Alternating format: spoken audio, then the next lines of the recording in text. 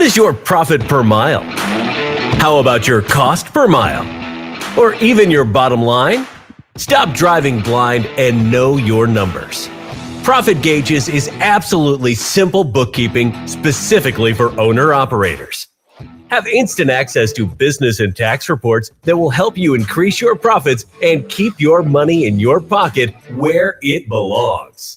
Sign up for Profit Gauges today and take advantage of our 30-day free trial. Know your numbers and master the journey. Visit our website at letstruck.com or call our Tribe Care Team at 855-800-FUEL. That's 855-800-3835. Your money, your taxes, your truck, and your road to success in the trucking industry. This is Trucking Business and Beyond, the show that puts the money where it belongs, back in your pocket.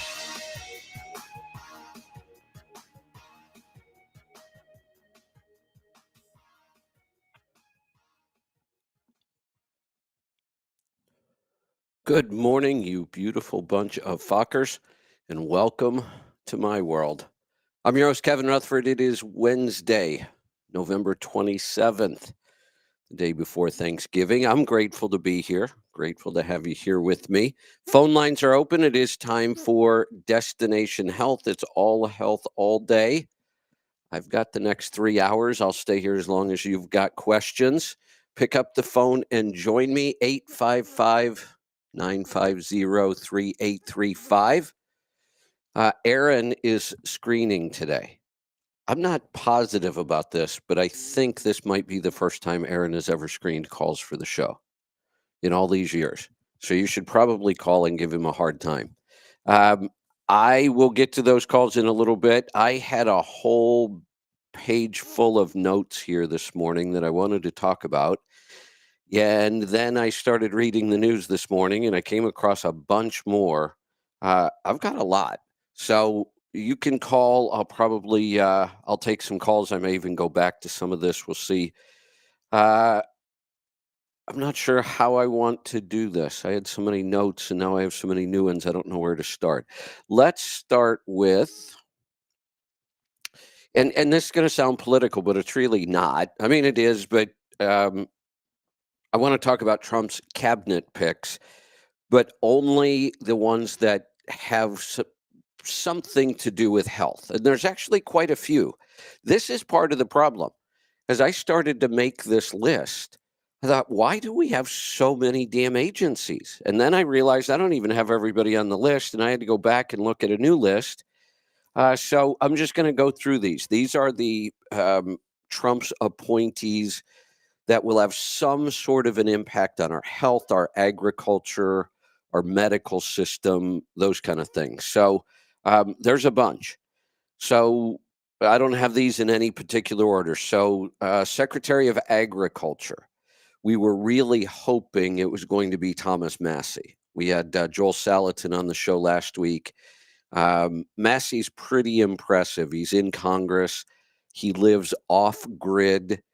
Runs a regenerative farm. I think he has a degree from MIT. He's invented like a chicken coop mobile thing to keep the predators away, but it's all run on solar. He invented it himself.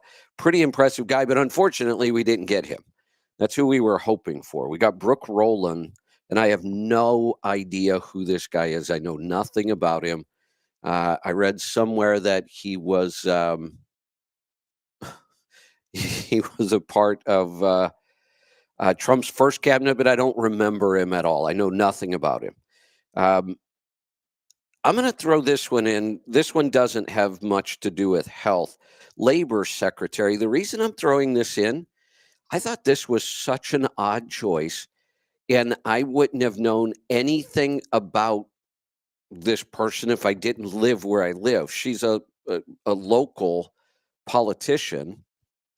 And she did actually get elected to Congress last time, but she lost her seat this time. So she's a one-time congressional representative from Oregon. I doubt that anybody else is going to recognize her name. I'm not a big fan of this. She is a Republican, but you got to remember she's an Oregon Republican. And I believe, I'm going to double check on this, but I believe she has supported the PRO Act several times. Uh, Lori Chavez DeRemer. I have no idea why. It seems like such an odd pick. And I'm not wild about the fact that if she's for the PRO Act, that's just a bad choice. That's the only one that doesn't have anything to do with health. And like I said, because she's local and I know of her, I thought that was an odd and not a good choice. Um, Health and Human Services. This is a good one. RFK Jr. I think we're going to see a lot of changes there. Boy, they're coming after him with everything. We're supposed to be so tolerant, and people are supposed to be given a second chance. A lot of people just want to criticize Kennedy because he was a heroin addict for years, and he was. He recovered. Clearly, he recovered. He isn't that a good thing? Aren't we supposed to, celebrate when people make mistakes and then get better and improve? But they want to use that to criticize him. I think he's an excellent pick for that. FDA, I'm also pretty happy with this one. Marty McCary. Uh, if you watch Fox News, I used to. Marty McCary was one of the few doctors that Fox News was bringing on that I actually agreed with. It's one of the reasons I stopped watching Fox for the most part. I'll check in once in a while, just on the general news there. But Marty McCary is a really, really good choice there. I like that one. I think early on he was kind of pro-vax, but I think it was very early on. CDC, Dave Weldon. I know nothing about Dave Weldon at all. Can't even talk about that. This one makes me crazy. Surgeon General Janet Nishawat. When I used to watch Fox News during the pandemic, she was on constantly, and it made me crazy. She was pro everything back then, pro mask, pro lockdown, always talking about, do you have your COVID shots and your boosters? And oh, now you can get your flu shot and your COVID shot together. It used to just make me insane watching her. And I can't believe that was the choice for Surgeon General. I just don't get it. Now, she says she has changed her mind on a lot of those things, but she was in lockstep with all of it. And she was very vocal about it. So I'm a little shocked at that one. This one also, I'm not wild about. Medicare. Trump put Dr. Oz in charge of Medicare. I think that's a poor choice. This one I really like. The NIH, National Institute of Health, which is the department that Fauci ran. So everything that Fauci was doing over at NIH, now Fauci's arch enemy, Dr. Bhattacharya, is being put in charge of NIH. That is an excellent choice. I can't think of many people that were as heavily censored and deleted over their stance on COVID than Dr. Jay Bhattacharya.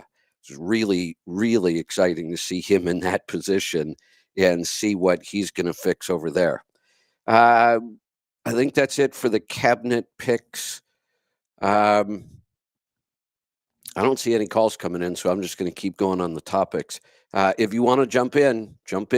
855-950-3835 or hit that call now button on your app. Something else sort of political. The Biden administration is bound and determined to bankrupt us before they get out of office. I can't believe how much money they are spending right now, sending more money to Ukraine, more money for all kinds of things. Here's another one. Biden just proposed to have Medicare and Medicaid pay for weight loss drugs. Wegovy, Mounjaro, Ozempic. Horrible idea. Horrible idea. I cannot believe they are going to use our money in the Medicare and Medicaid system to buy these horribly toxic weight loss drugs. The good news here is that one is if it gets any traction, I believe Trump will be coming in time to kind of block that or put a nix on it. And I really hope we do. Speaking of Ozempic, this, I have no idea about this. I can't even get my head around what this means yet, but I just read the headline about 10 minutes ago. So I didn't have time to read the article. I read the headline because it's from a doctor that I just met not long ago in Salt Lake City, and we're working on trying to get on the show, Dr. Sherry Tenpenny. And she has been contacted to be a part of this transition as well. So I was reading what she was posting and I saw this headline. I don't even understand this yet, but I don't need to understand it to know this is a really, really bad idea. And well, I'm just going to tell you what it is. The headline was something about the fact that they are now experimenting with a version of Ozempic that uses mRNA technology. That's the problem with the COVID vax. The whole mRNA technology is what we're all afraid of. This is the one that starts replicating things in your body and gets into our DNA. And this is a bad idea. I don't even understand what it means that there will be an mRNA version of Ozempic. I'm going to have to do some serious reading to even figure out how that works or what that means. But I don't need to know what it means to know this is a really, really bad idea. Um, Still no calls coming in. Are the phones working today? I know it's a holiday week, but come on. I may just head off to Thanksgiving early. I may finish my notes and get out of here then if we don't have any phone calls. Let's see. Somebody else that is being talked. Aaron said the phones are working, so call. They're working. Where was I? Oh, yeah. Somebody else who's been on the show. Many people who have been on the show, by the way, have been contacted, not necessarily about a cabinet position itself, but to be a part of a cabinet or be in an advisory role. You know, where Elon Musk and Vivek Ramaswamy and DOGE, the Department of Government Efficiency, that's really just a consulting group. Oh, there we go. Phone lines just lit up. All right, good. They don't have any real power. They can't make any decisions, but that's okay. They're going to act as an advisory group and make recommendations, and we'll see how that works. I'm excited about that, but those are not cabinet positions. So there's a lot of other places. I've said I would never want a cabinet position or a title or a role, but if there's something I could do to help, primarily in transportation, there's so many people that could help on the health side. I would be willing to entertain that idea. That's what some of these people, Nina Teicholz, we had her on the show. She was fantastic. One of the things I find really interesting about Nina, she is not a doctor, not a health practitioner of any kind, never has been. She's a journalist. And she started writing about health topics. And then she got onto the issue of fat and how we were told fat was so bad for us and we had to eat low fat. And she wrote the book a long time ago. It's one of the first books I read, The Big Fat Surprise. And again, she did it all as a journalist, but she is a really good journalist. She knows more about fat and health than almost any doctor I know of. So she's been reached out to be a part of creating new nutritional guidelines. Now, I wish the government would just get out of the business of putting out nutritional guidelines. Just get out of it completely. But they're not going to do that, not yet anyway. So maybe we just get somebody in there that will at least bring some common sense to those guidelines. Nina Teicholz has been talked to. Joel Salatin, we talked about that as far as maybe helping out the Ag Secretary or the FDA possibly. So many of the people we've had on the show, I started a list of that this morning, and then I obviously gave up when I was reading the news. But we'll be reaching out to those people and maybe getting them back on the show. One more thing, and then I am going to get to the calls because the calls are coming in. Thank you. I saw an article in Overdrive magazine. I have a long, long history with Overdrive magazine. A lot of people over there I've known over the years have had really good relationships. I don't work with them nearly as much anymore as I used to.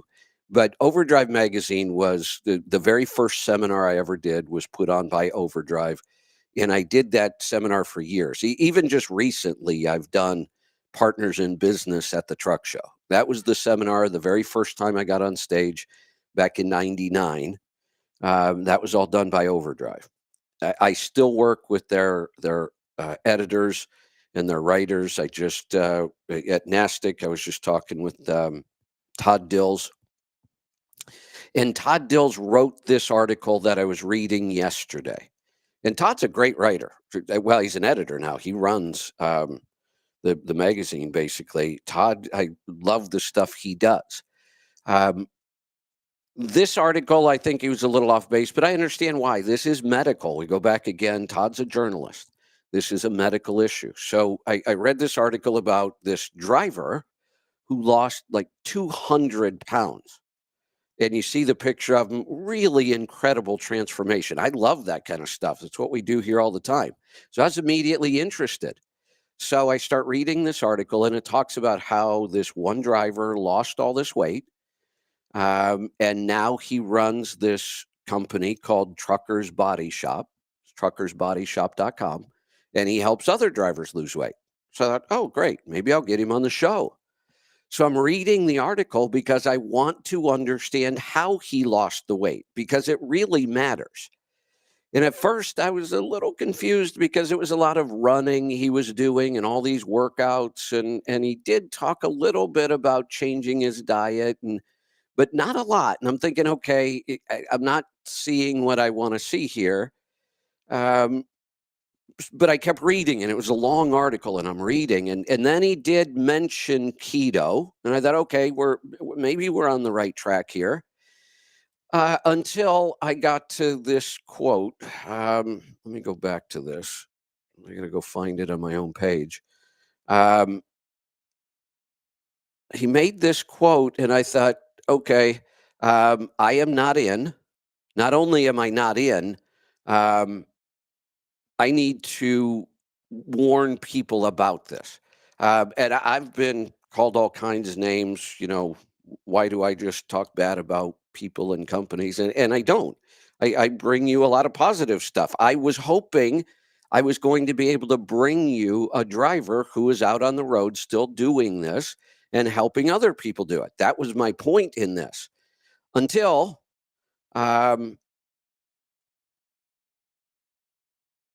oh, that's not the one. I wrote a couple posts on this. I'm trying to find the one where, here it is. All right. So here was the quote. They were talking about, they finally in this article get to the point where they're talking about how he lost the weight. And now he's talking about calories. And I'm like, oh no, here we go.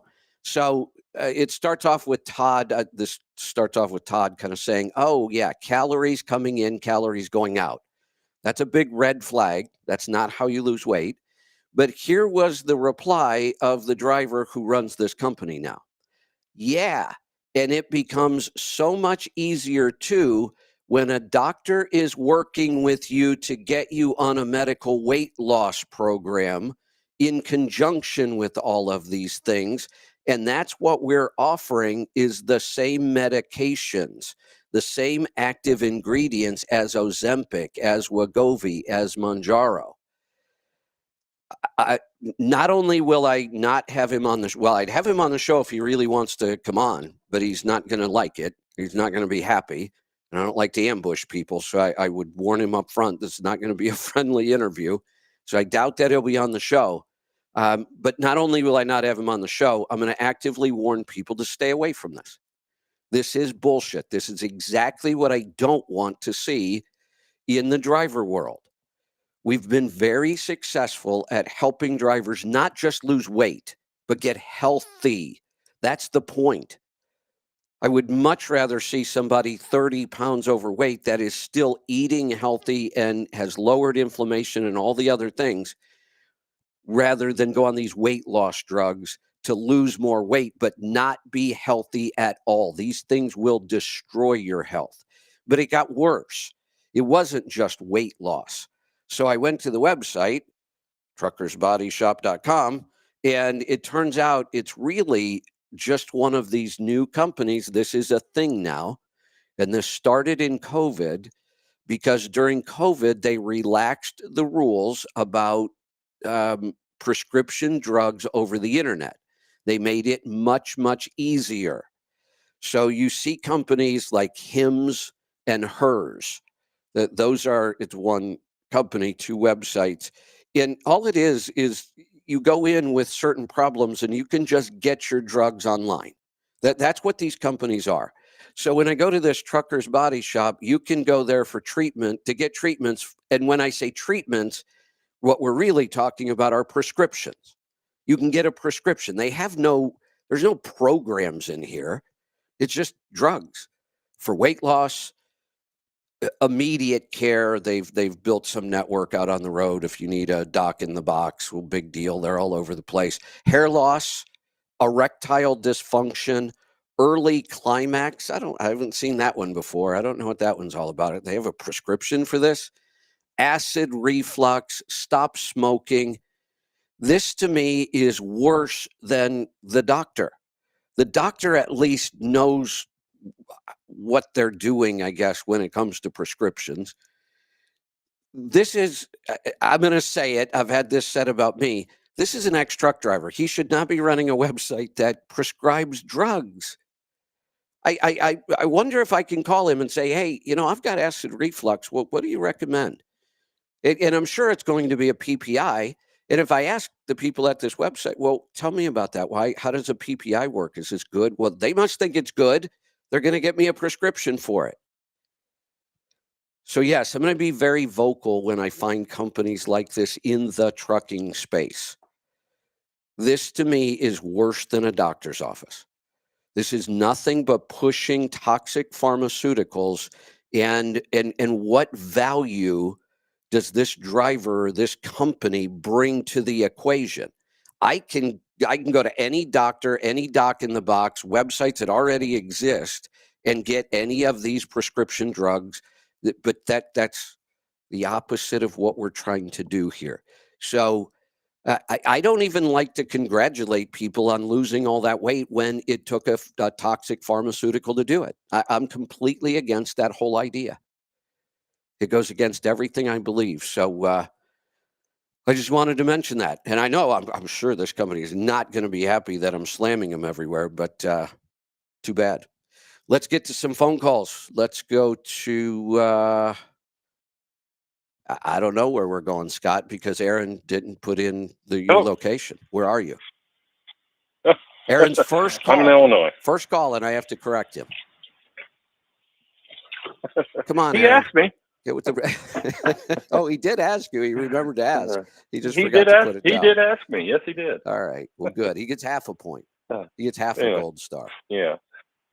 All right. What's on your mind today? He'll do all right. Hey, I got a statement first, and then I got a question. Okay. About the Cardio Miracle. I've been following you for probably 2 years now. Okay. And been doing what you recommended. Doing great. Lost about 50 pounds. Feel better than I have in 30 years. Good. Thanks to you. I've been pushing this. A lot of my friends are overweight truckers. And I've got some of them to switch over to do good. What you're pushing. I've got some of them listening to you on the radio. Thank or you. on the app. Thank you. But I've got a couple of my friends that I've been talking with, and I finally got them to listen to you on the radio. Okay. Two different guys, and this is over. One guy commented 3 months ago. Another guy commented just a couple weeks ago that just started listening to you, and they're like, and I asked them both, "How you doing with your diet? And are you listening, Kevin?" No, we're not going to listen to that guy. I'm like, why? It's like, I am not listening to him. Somebody that first thing when he comes on the radio calls everybody fuckers. He said, I said, well, it's not what you're thinking. And they's like, I know what I heard. I am not listening to nobody that calls everybody's audience fuckers. Oh man. I'm like, it's not what you're thinking. They're like, I know what I heard. Right. So, but anyway, well, thank you for that, because once in a while I should remember that we pick up new listeners all the time. And I get it. When I say that in the beginning, I'm sure it shocks people. It's kind of why I say it. It's just a fun way to wake people up and get their attention. But I probably should explain. So let's take a minute right now. It's Fokker, F-O-K-R. That's the word I'm saying. I know what it sounds like. I think the same thing every morning when I say it. It stands for Friends of Kevin Rutherford. This started way, way back. The very first year I was on the air, one of my early regular listeners who called the show a lot came up with that, and it kind of stuck. And we've used it on and off over the years, and then just recently I picked it up as the open in the morning. But I should explain once in a while. Why would I get on and call my audience a bad name? I mean, so I know. I've tried to explain that to them. I know what it means because I was listening to you when you started using it again. Yeah. But So, no, they are dead set against listening to you. So well, that's my statement. Was that so? Both of them? That was their problem? Yes, two different guys. One about 3 months ago said that same thing, and then one just a couple weeks ago said the same thing. Wow. Well, let's think about that for a second. Now, you've done something that a lot of people really, really have a hard time with. You got other people interested in this. That's not easy. Everybody that virtually everybody I know that does this, the results are so powerful that you immediately want to share it with people. That's what human beings do. Good human beings. Absolutely. Right. That's what good human beings do. And we've talked about it it's the most frustrating part about learning this stuff is you want to share it with everybody. And most people don't want to hear this. And I get it. I understand why. We have been told so many things about weight loss and health over the years that have been wrong, and nothing works. And everybody's just over it. They're tired. They don't want one more thing about what they're supposed to eat or not eat. I get it. But it's important, and we know we can help people. You've been pretty successful, obviously. You've gotten some people to actually tune in, and then I blow it. Yeah. But let's think about that. This is important. This is your health. They obviously were interested enough to listen. Have we become such weak-minded snowflakes that one word triggers us so we're not going to listen anymore? That's a problem. Yep, I explained to him. Just listen to him. I told him it stands for friends together, and they're like, I know what I heard. They were just adamant that they were not going to listen to somebody that their introduction was that. But I even used the word beautiful so I could soften it a little. You beautiful bunch of fuckers. If I were really calling you a bad name, would I say it like that? I don't know. It does. I don't know if it does come across the radio like you are saying the other word. Absolutely. It does sound like that. It absolutely does. I know that's kind of the point. That's the hook but obviously the hook for some people just turns them off completely. Here's the thing, honestly. And I do have one more. Yeah. Okay, go ahead. In that we have all kinds of time today, so we're not in a hurry. Okay. I will say one more thing. Honestly, if that one word, if you're tuning in and somebody has convinced you that there's some really good stuff here, you can get a lot healthier, you can learn a lot. If you've been told that and you take the time to go download the app and then listen, and then that word triggers you so bad that you stop listening, well, then you're not going to like my show anyway. Let's be real. If that triggered them, when I start telling them that their doctors lied to them, and they're not going to listen. So it's probably better that they figured it out early. Yeah. Yeah. And I got another statement. I do Sure. have a friend about a year ago, and I called in and told you about the guy. He'd had he survived a widowmaker. And I got him to try the carnivore because the doctor had him on so much medication. And he did try it without his wife knowing about it for about a week.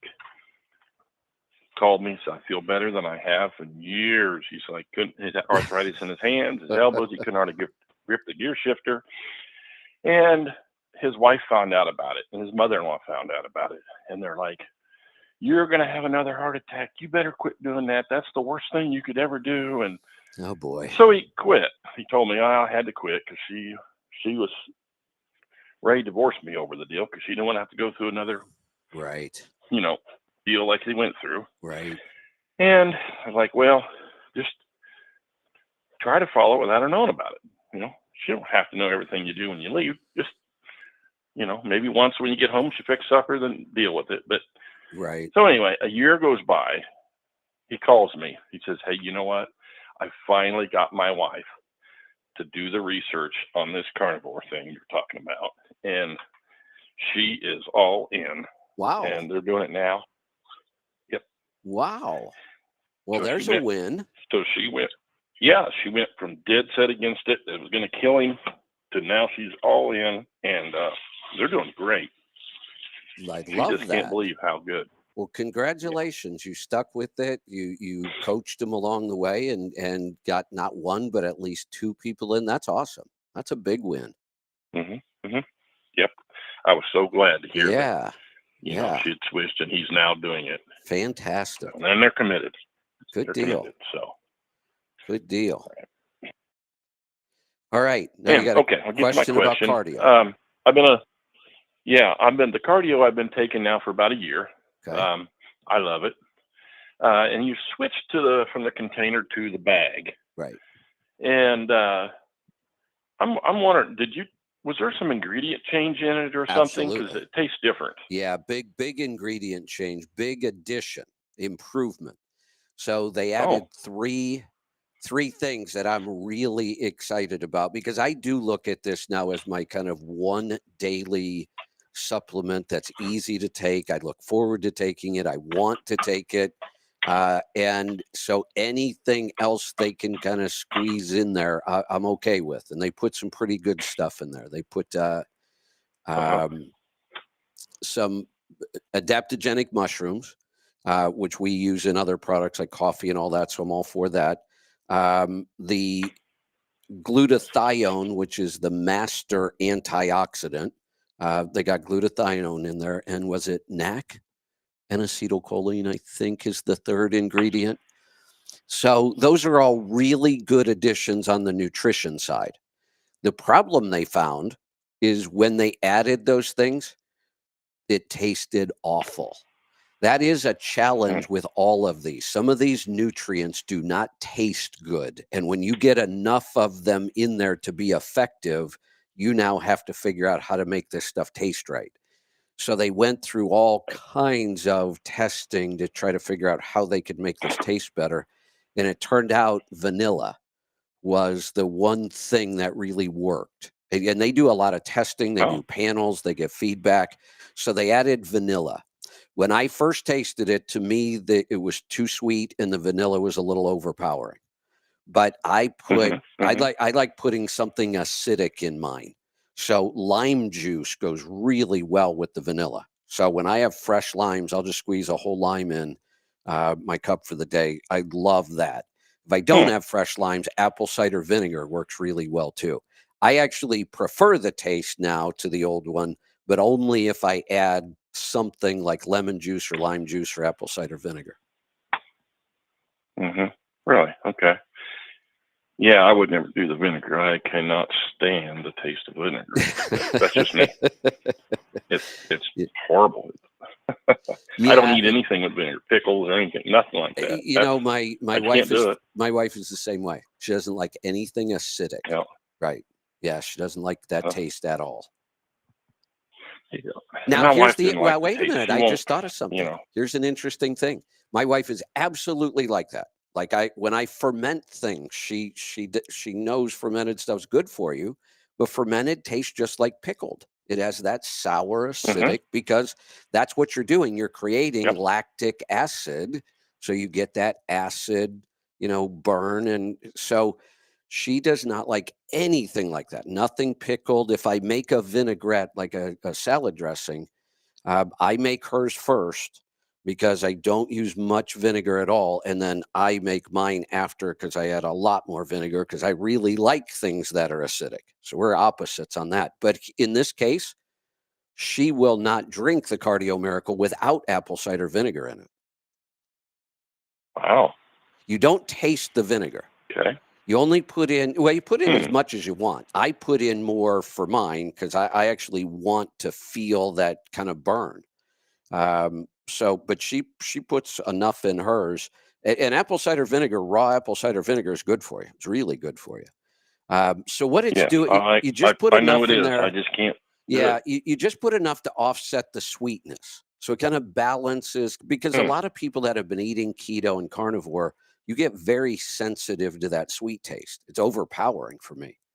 So I just put the acid in there to kind of offset the sweet. Well, maybe I'll try it that Give it way. a shot. But I mean, I like it. I like it. Well, good, yeah. It does taste different. The new stuff does taste different. Yep. I don't know if I like it better, but it's still good. And my wife, she would never. She tried it, when I first started it, and she did not like it at all. And now I'm at least getting her to try a little bit because they must have changed it. Tired again, And she'll drink some of it now. Not a lot, but she'll drink a little bit of it now. Good. That's a start. So, yep. So anyway, that's my comments and questions for the day. I appreciate it. Yeah, and just know that there's more good stuff in there now. Let's go to Texas. Joseph, welcome. Hi, Kevin. Thank you for taking my call. Happy Thanksgiving to you and all the fuckers out there. Yeah, that's right. I had a question about the shingles vaccine. I just turned 52 a couple weeks ago, and I know that you're supposed to get the shingles vaccine after you turn 50. And because I've heard that shingles is very painful, and I don't want to get shingles, but I'm also nervous about the vaccine. I was wondering to get your thoughts on that. Yeah, so it's interesting. Think about the way you just said this. And this tells us a lot. And I know, but think about the words you used. I'm supposed to get. What do you mean we're supposed to? Why? Has anybody ever told us why? Has anybody ever told us how effective the vaccine is? Do you have any idea how effective it is? I have no idea, to be honest with you. This is a vaccine that if you go do the research, it almost seems like the people who are vaccinated get shingles more often than people who aren't. Okay, the last, not even vaccination. I had a tetanus shot years and years and years ago, but that was the only thing I've had since probably grade school. Yeah, I am no longer a believer in vaccines at all. I will question every single vaccine. If I had a child, they wouldn't get any. None. As an adult, I don't care what vaccine they come out with. Now, but let's go back. First off, they convince you you're supposed to do this. And we've kind of been brainwashed to believe when a doctor or some medical, group tells us we're supposed to do something. Well, first off, I hate that. Don't tell me what I'm supposed to do. And where did you come up with the 50? Right. Why after 50? Why not after 55 or 48? Or they just randomly throw this shit out there. And the reason they chose 50 is because they can give an awful lot of people a vaccine now. Here's what I will tell you. I believe that I had a very tiny outbreak of shingles. It was before I started eating healthier, and I know exactly what caused it. And I've done the research on this now. We were on the road at the time, So we were pretty busy. We were traveling. We were doing the show. We're working. We went to the Louisville Truck Show, which is a big, big deal. I had a ton of seminars that year that I was doing. So it was stressful. You're around a lot of people. I'm run down. We pulled out of the Louisville Truck Show, and I was driving myself. This is when we had the glider and the fifth wheel. And I made it from Louisville out to Washington in under 3 days. That was I was pushing hard, and that's after a show and after all this stuff. And I got out there, I was exhausted. We got married. That was also the trip Lisa and I decided to get married. And I got this little outbreak on one of my fingers, and it hurt so bad. I'm like, why does that hurt so bad? And what is it? And then I got one other little spot on my hand. And my whole arm started hurting over this. Yeah, and I was just going to ignore it. And, Lisa kind of said, let's just go get it looked at. And we had, the emergency room. And the medical community is not good at diagnosing skin conditions like this at all. They never did tell me what it was. They thought it might have been shingles. They said they couldn't tell. I don't know. So they really didn't do anything for me. And eventually it went away. And it didn't really spread. It didn't get worse. Here's what happens. Shingles is caused by the same virus that gave us all chicken pox as kids. So almost everybody has the virus in their body, but not everybody gets shingles. What it seems to be is that if the virus is in your body and your immune system gets really weak, there's a chance that that's when shingles will occur. That seems to be what's happening is the virus is always there, but your immune system is going to get to the point where it can't protect against that virus anymore. So the way to approach this is don't let your immune system get that weak. A normal, healthy person is not going to get shingles. It's just not going to happen.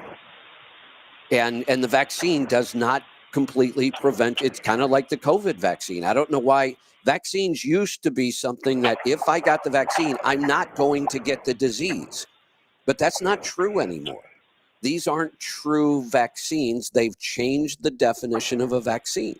The COVID vaccine is not a true vaccine. They had to change the definition. And a lot of these vaccines today don't, and they'll tell you right on there, this does not prevent it. You could still get shingles. And my thought is, if you're borderline and your immune system is weak and you get a vaccine, vaccines are hard on your immune system. It could be the vaccine that triggers the problem. Right. So my answer is no. Not no, but hell no. You're not giving me any more vaccines. Okay. I was just wondering, I lead a pretty healthy lifestyle. I need to eat more fermented food, and I keep a close eye on my stress. Yeah. Because I know stress and inflammation triggers immune problems. And I keep think a close that, eye on my stress. Yeah, eating a good, clean, proper human diet is step one, no doubt. And that's plenty for most people usually. But if we get somebody who's really run down, and then we do have to look at stress and because there does seem to be a pretty clear correlation between somebody's immune system really getting weak, and that's when shingles shows up. Gotcha. Okay, that helps. All right. I was just curious about that, and I didn't know enough about it. And it was just one of those questions that was in the back of my mind. Well, and again, I'll go back, think about it. We're supposed to do this. That's the message they put out over and over and over. Then what they do is they scare you, and they show you these horrible pictures on the commercials of the people getting the shingles rash, and it goes on for months, and it's awful. Those are just fear tactics. That's all that is. They mean to scare you. They want to scare you. That's the point. Right.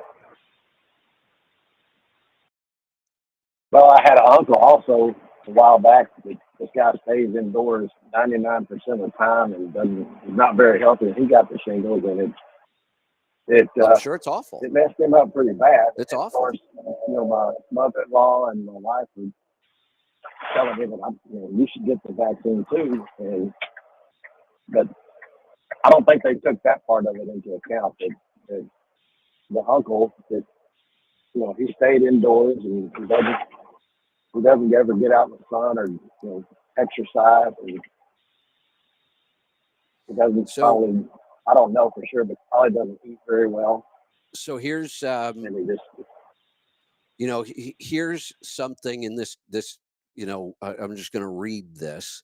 They're talking about age when it comes to the shingles vaccine, and the likelihood of getting shingles increases with age. That's correct. And it's because we eat such a poor diet. The longer we stay on the planet without dying, the sicker we get. So yes, as we get older, our immune system is getting weaker, but it shouldn't. It doesn't have to. It happens because of our diet. right. But then they say, but here's the rub. The older you are, the less effective the vaccine is against shingles. So in the beginning, it's not 100% effective, not even close. And then the older you get, the less effective the vaccine becomes. Wow, I didn't know that. Nobody does. They never tell us that kind of stuff. Well, that solves it for me. I'll just keep working out, There eating you right, go. and getting some sun, and You'll be I'm fine. not going to worry about it then. You will be fine. You will not get shingles. I'm telling you, it's just not going to happen. Let's go to Arkansas. Oh, let me try that again. Dean, welcome to the program. Hello. Well, good morning to you. What's So on I've been a long-time listener. Okay. I have listened to a lot of the books that you recommend. I have helped many people, but I'm having problems with my wife, but not like most other people. My problem is with the wife. She has no gallbladder, diabetic, has taken the Ozempic and her other diabetic medicines. Okay. But we've been eating clean keto for the last several years. She has not had any diabetic medicine now in over a year. Congratulations. And it's awesome. So the last 3 weeks, we have been 100% very strict carnivore. Okay. The question is, in the mornings, between the hours of 6 to about 10 o'clock, she's going to get a big spike of glucose. By the way, she wears a CMG. Okay, good. But she's going to get a big spike anywhere between 160 to 180. Okay. It jumps up, and in just a little bit, it comes back down. Her average glucose stays right around that 112. Okay, good. But my question is, she's not losing any weight. Yeah. So, but is she seeing other benefits?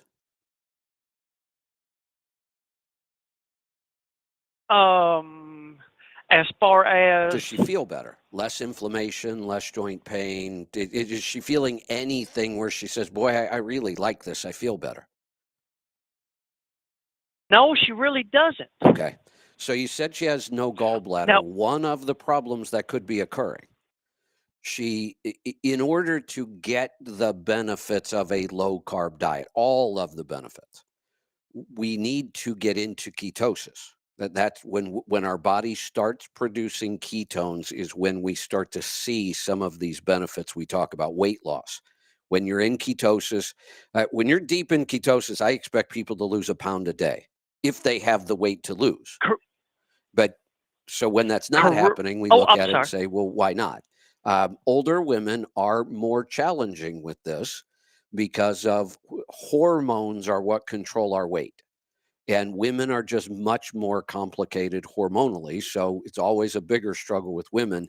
Once you lose your gallbladder, that becomes a challenge and a problem, and we have to overcome that. So there are some challenges here. But what we hope to see is when you clean up your diet, even if you don't lose the weight, other things get better. One of the things we know that's getting better, she is on her way to not being diabetic anymore. That's a pretty big deal. And we want to stick with this. Absolutely. it's certainly more encouraging when we also lose the weight. The first thing I would have to focus on with her would be digestion. She might want to just try a fat digestion kit from our store. Get started with that. I can kind of give you some guidelines. You can try this on your own. If you want to get right down to it, you could put her in the coaching program for a month, and we can work on it directly. Yeah, that would be great. She's a school teacher, and the only time she's going to be able to do that actually will be the summertime. But we do have a keto mojo. She does check her ketone level, and she's staying between that 1.6, 1.8. That's perfect. My ketones, last time I checked my ketones, it was 2.7. Wow, you guys So are eating clean. she is definitely in ketosis. Yeah, that And sounds like it. So then we'll have to look at digestion and some other things and see if we can figure out what's going on. and we do a very high fat diet with her not having the gallbladder. She has no problem eating lots of fat. She'll love Good. to eat butter. We'll fix a good ribeye, good steak, and she dips it in butter. She'll pour butter. So she's not having any bowel movements with fat. It's normal. Yeah, so this So is that this is what the coaching program is for. When we go through all the okay. usual stuff and we still haven't found the answer, then we have to dig deeper than, I'm going to need to see a NutriQ. I'm going to need to see what medication she's been on in the past, what she might still be on now. I need to see I don't really need to see a food journal. I can tell by what you're telling me that you have been very strict carnivore. I can hear it in the results you're telling me. But somewhere there's Oh, absolutely. something that I'm missing. And that's what the coaching program is for. It just gives me more time. Now, as far as waiting till summer, the other option is, even though she's not going to be there for the live coaching call, she could submit her question ahead of time. And then I will say, okay, if that's your question, I need you to fill out a NutriQ. That's one of the things we're going to have her do. Yeah, and we'll give you a Okay. list of stuff. And you submit all that stuff, because I don't do the work of the coaching program on the call. I do it when I'm not on the call. I go through the NutriQ. I Okay. go research whatever it is we're trying to figure out. So the work that I do is off the call. It's when we come back to the call that I say, okay, here's what I figured out. We're going to try this, and then we're going to do that. So she could submit all this ahead of time. We get everything I need to see. I work on it, offline when I'm doing that. And then I can even answer her question on the call without her there. And then she can just go listen to the recording. Well, we could do that. That Yeah, would be great. we record all of this, and it's always available. You can go back to all of once you're in the coaching program, you have access to the recording. And if we know somebody just can't make the live event, we just arrange to get all the information we need. And then it takes a little longer this way, because if she were on the call and then I gave her the answer, we could interact, which is fine. But if she's not, Right. she'll hear my answer and she'll say, oh, but then I also have this. And then you just resubmit it. So it might take us a little longer to work through the process, but we can still work through it. Perfect. Well, we're gonna have to do that because I've tried everything I can, but man, she's not dropping any weight, and she's getting frustrated with that. And I told her I don't have any more answers. I don't have any more guesses. Yeah, and just and occasionally, we don't always succeed at complete weight loss. So we do start looking at other things. Well, what's happened with your blood sugar? Well, look, you're off all of those toxic medications and your blood sugar is normal. That's a big win. Your blood pressure is normal. Your cholesterol looks fantastic. If we, after you right. do this long enough, we can go do calcium artery scans and you're going to be clean and clear. And so even when we don't see all of the weight loss we want to see, we do see the other health benefits. Correct. So is that a problem that she spikes from that No, one? no, One, that not a will big deal. that will continue to get better the longer she does this. She is still somewhat insulin resistant. That will just get better Correct. over time, and it will continue to get better. It might be getting better 2 years from now, but she's on the right track, and her spikes aren't that bad, and her average is looking pretty good. So the longer she does this, the better all those numbers are going to get. Yeah, that's great. That's great. Well, she definitely impressed about her levels of the glucose. The average is a Good. lot better. So everything's working out pretty good. So I've had 3 knee surgeries in the past, and doing this, I have no more knee problems. And the last 3 months, I decided I was going to run my first 5K race. And the last 3 weeks, I have been very strict carnivore, and I'm going to run my first 5K race tomorrow morning on Thanksgiving. Wow, congratulations. That's exciting. It is exciting because I didn't Yeah. think I would ever be able to do anything like that. Wow. I love And just that. eating a very good high-fat diet, and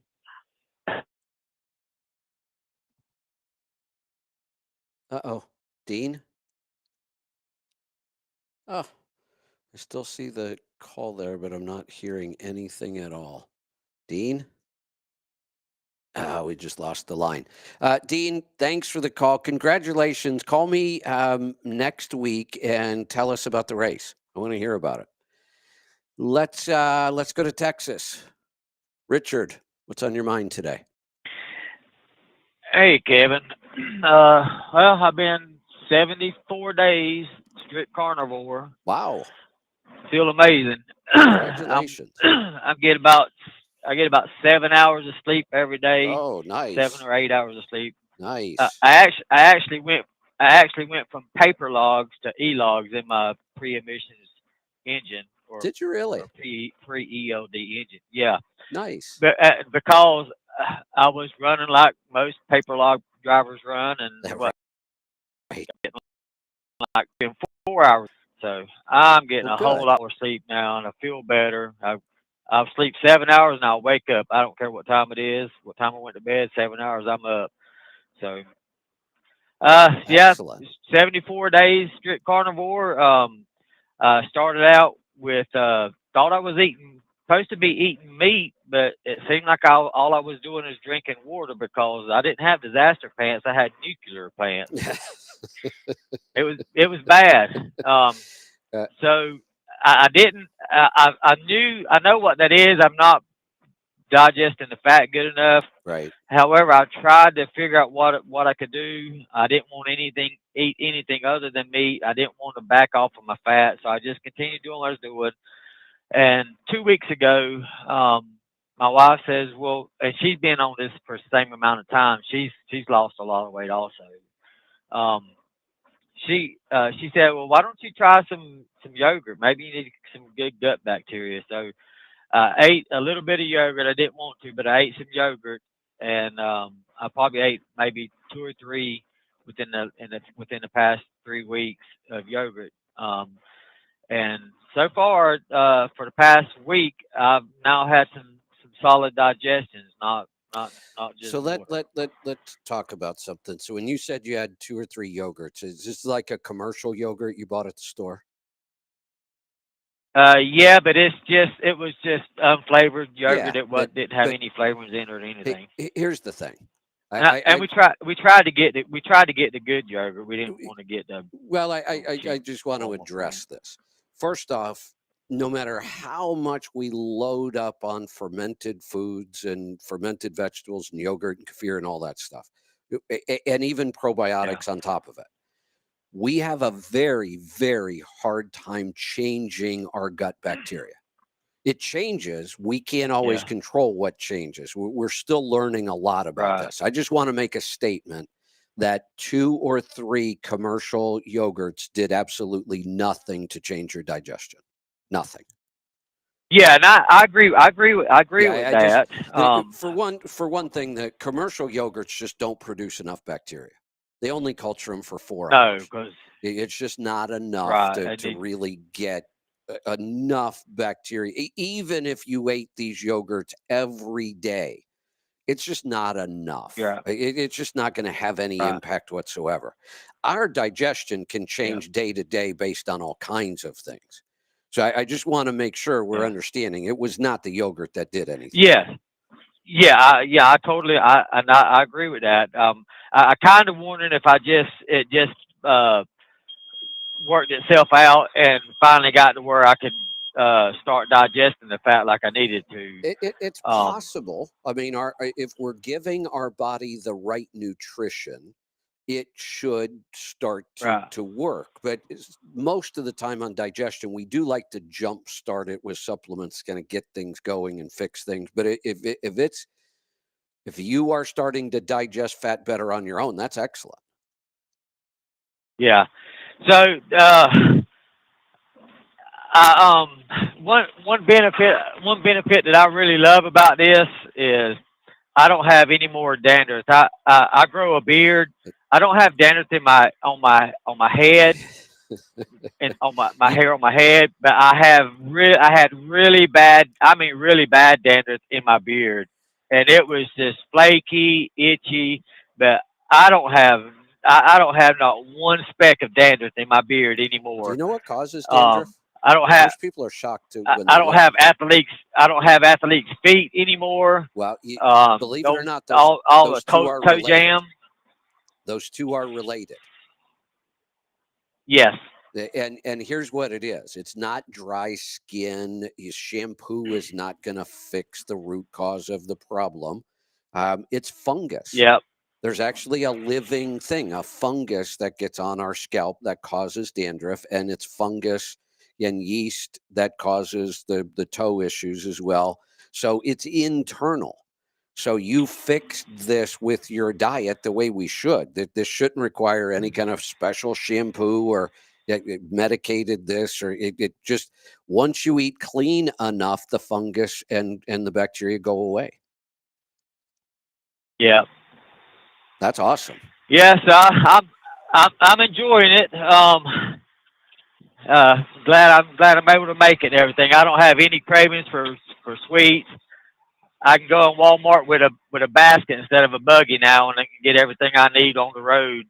I do got one problem with my wife. Ever since I did this, I started telling her that since we're eating meat only now, she can get a better deal if she goes to the supermarket early in the morning, because they discount all the meat that's supposed to go out of date the day before. Yeah. They put it on sale the next day, and now she's a monster now. I can't get her to quit buying meat.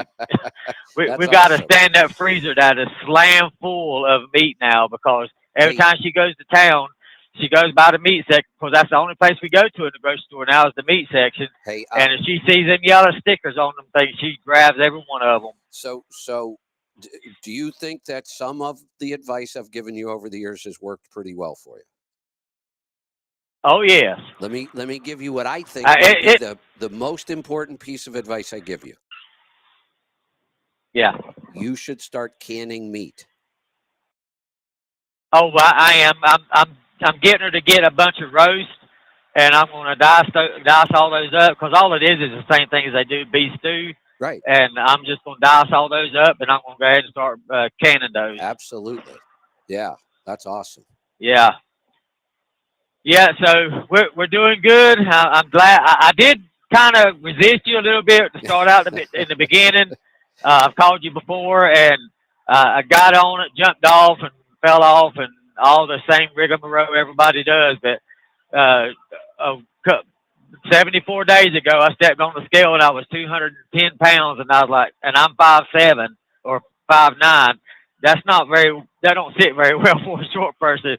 And I was like, I do not want to get this way. I'm changing something right now. And that's when I went strict 100% full keto, carnivore 74 days ago. Congratulations. It's working well. I appreciate everything you do, Kevin. You've really helped me out a lot. I sure appreciate it. Well, thanks for the support. I love those stories. Never get tired of them. Let's go to Texas. Mark, welcome to the program. Hey, so the other day I sent you a book on Twitter, X, and it's called called Turtles All the Way Down about vaccines. I put it on I my started Kindle that day. Go ahead. I put it on my Kindle that day. Okay, I started the audio book yesterday. Yeah.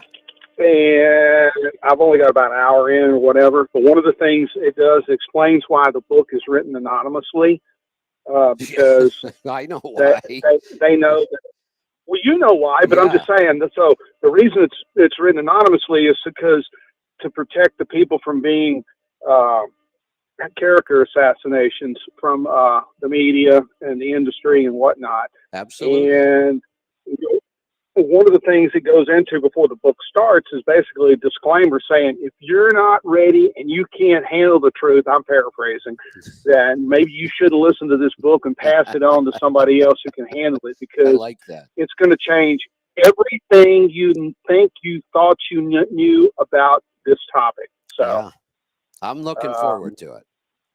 I think this one's going to be a lot easier to get through than Dissolving Illusions. That's a tough one. Yeah, well, this friend of mine, she sent me this like video that she recorded, because some people on Facebook were like ridiculing RFK Jr., saying that he's a quack, and these are supposed to be conservatives or whatever, and that he's a quack, and that he's a conspiracy theorist, and but there's more to the subject that we all know about now, and some people, they're so brainwashed to the fact that they still eat horrible. They still believe that the doctors are, have been handed down by God. Right. And he came down and put a white coat on them. Yeah. And so anyway, I just kind of wanted to throw the book out there to the people who might be interested. That there's a book out there. It's called Turtles All the Way Down, and explains why that's the topic in the first part of the book. That's just kind of where it explains how they came to that topic, but.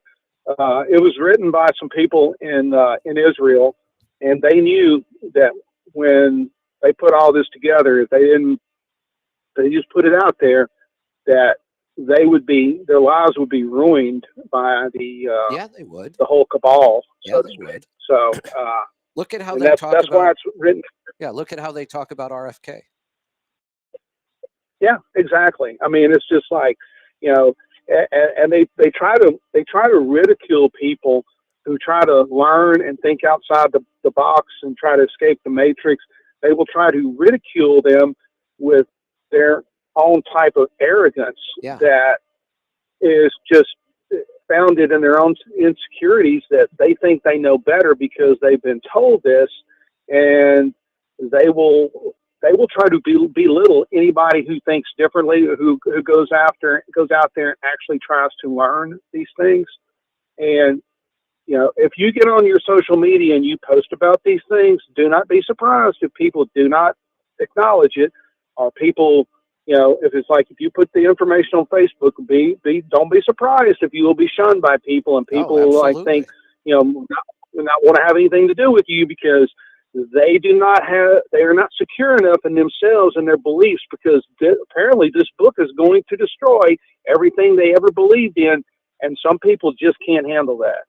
No, we're just seeing this across the board, that this has now, and it's actually become very political. I don't want to talk about politics as much as I talk about politics. I don't want to talk about politics at all, but I have to. Everything has become political. Yes. Our government is so big, but now we are being divided along political lines, and people aren't thinking. That they are just blindly following the party line. And right now, the party line is that the left and the Democrats still believe in big pharma. And they double down on this stuff. They're going to wear masks again. They're pushing the shots and the vaccines and the weight loss drugs. And the left and the Democrats are huge believers in big pharma. And the right now they are is kind of becoming the opposite. We don't want to eat their food. We don't want to take their drugs. We don't want their vaccines. It's actually it's a divide along political lines now.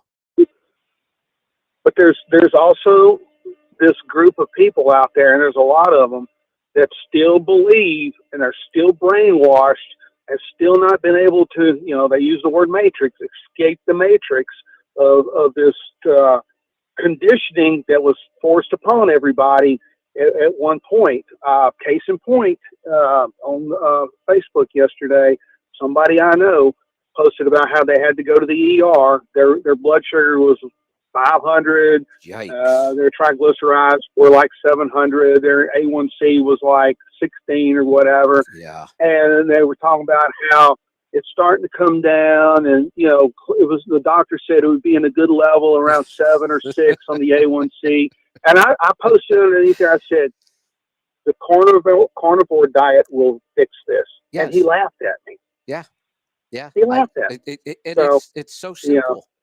It's so easy to prove. It's so simple.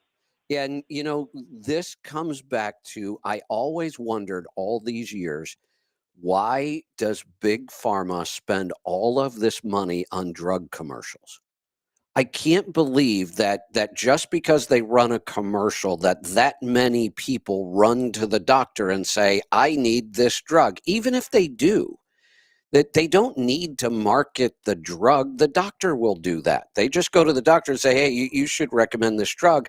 So I always wondered, why do they spend all this money? And it's not I'll tell you why. Yeah, go ahead.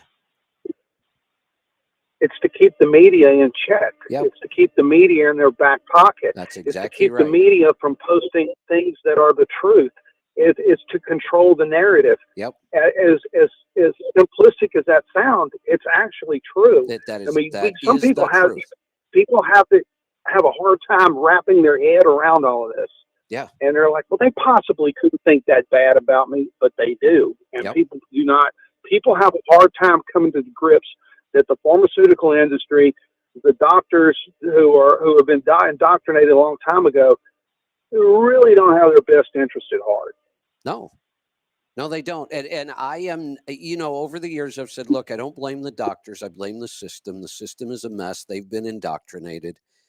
But now I am to the point where I am blaming the individual doctors. There's too much information out there. You have to start questioning this stuff. When you're a doctor, and I know doctors are on social media, I see them on there. And when you're a doctor and you see all these people that are saying, look, all I did was change the way I ate, and I'm off all of my medications, I'm healthy, you see the pictures, you see the results. If you are a doctor, there is no longer an excuse for you to ignore this. You have to start questioning why people like me with no medical background, why am I able to get people healthy and you can't? As a doctor, you have to start questioning that. So now I am starting to hold the individual doctors responsible. You can't keep your head buried in the sand and think what you're doing is working.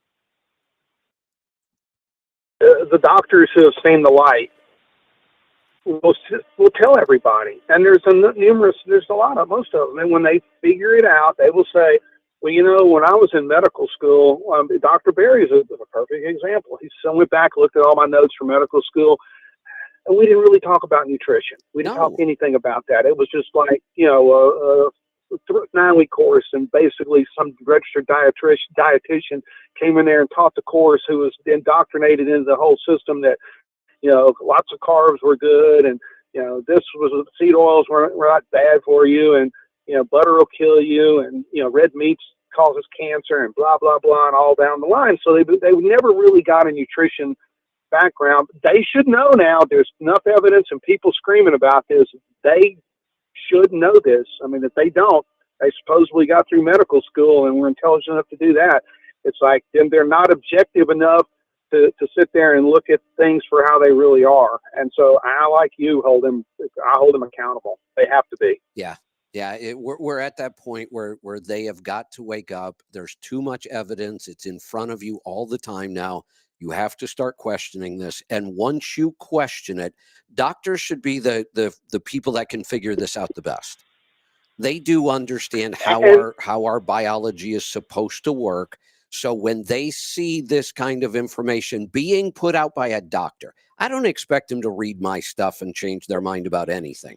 But if you're reading Dr. Berry or Dr. Wolfson or Dr. Chafee or Dr. Baker, I could go on and on and on and on. If you are seeing this from your colleagues who have also been to medical school, you have got to start questioning this. Yeah, and one of the things, back to the book, one of the things in the first chapter or in the prologue and all of that is basically they're talking about how when a vaccine comes out, it's all rigged.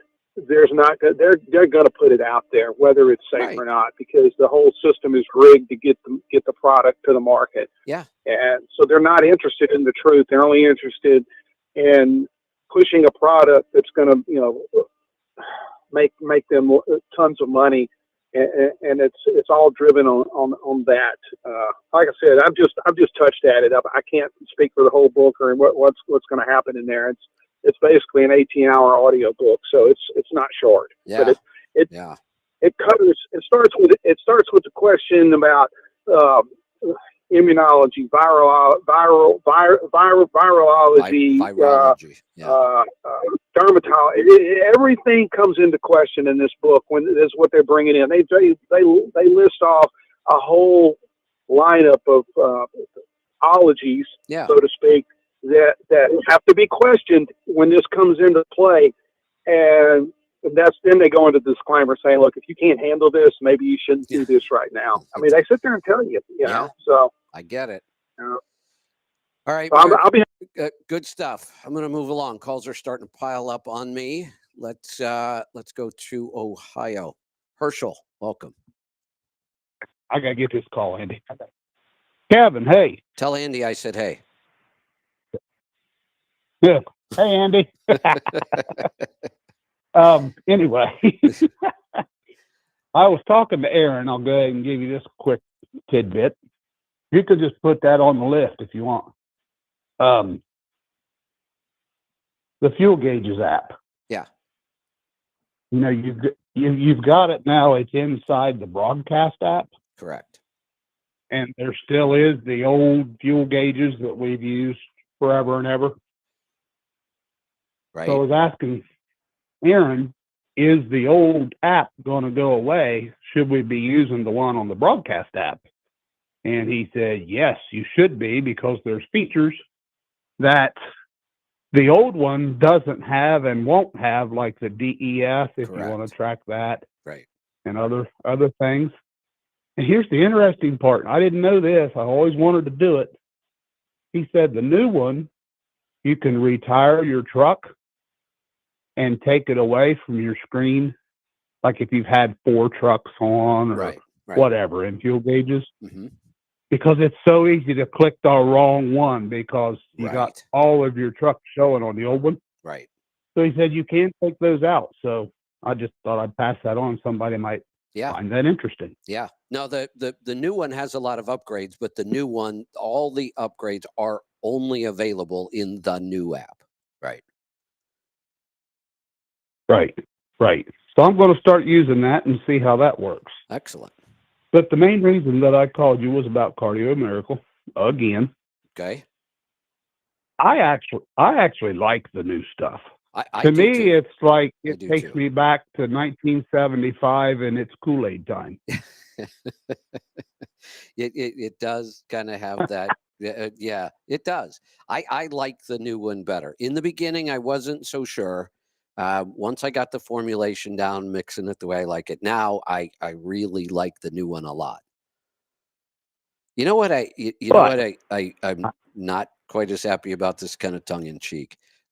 We've talked about this in the past. The old tubs, they had so many problems with those old tubs. They would come in and they would be leaking, and we would have dust all over the box. You know how bad that dust is on that stuff. We'd have that all over the box, and we'd call them and we'd say, look, these were open, and they would just have them pile them up over on the side. Well, that's what I use. So, but now they've gone to the pouch, and we're not going to have that problem anymore. So I'm not going to have a free supply of Cardio Miracle anymore. Well, the only other problem with that damn pouch, I have dug through that pouch with a long spoon, Right. And if you ever stir that dust up and you breathe it in, it's kind of like you're in the body shop and you're grinding and sanding Bondo. Just for the You fun get of to it. coughing and hacking and carrying on. it- I cannot find that scoop in that damn bag to save my life. I still haven't found it. Yeah, just for the fun of it. Except this could backfire so bad on us. But just for the fun of it, I feel like calling Cardio Miracle and saying, "Hey, we should get together and create Cardio Miracle masks that we can use when we open this." Yeah. That stuff you got to be careful. There's no doubt. So the one thing about the cardio that I'm having a problem with, and I have taken it out of my routine for the last week, and here's the reason why. When I drink it, I really like the taste. Now I'm only using half power because I'm Okay. one of them weirdos that's sensitive to stuff, so I Yeah. just use half power. Okay. But when I drink that stuff, and I don't know if you've ever heard this before, above, kind of like where your temples are, and maybe even above just a little bit, I get this numb, tingly headache every time I drink that stuff, and it hangs on all day long.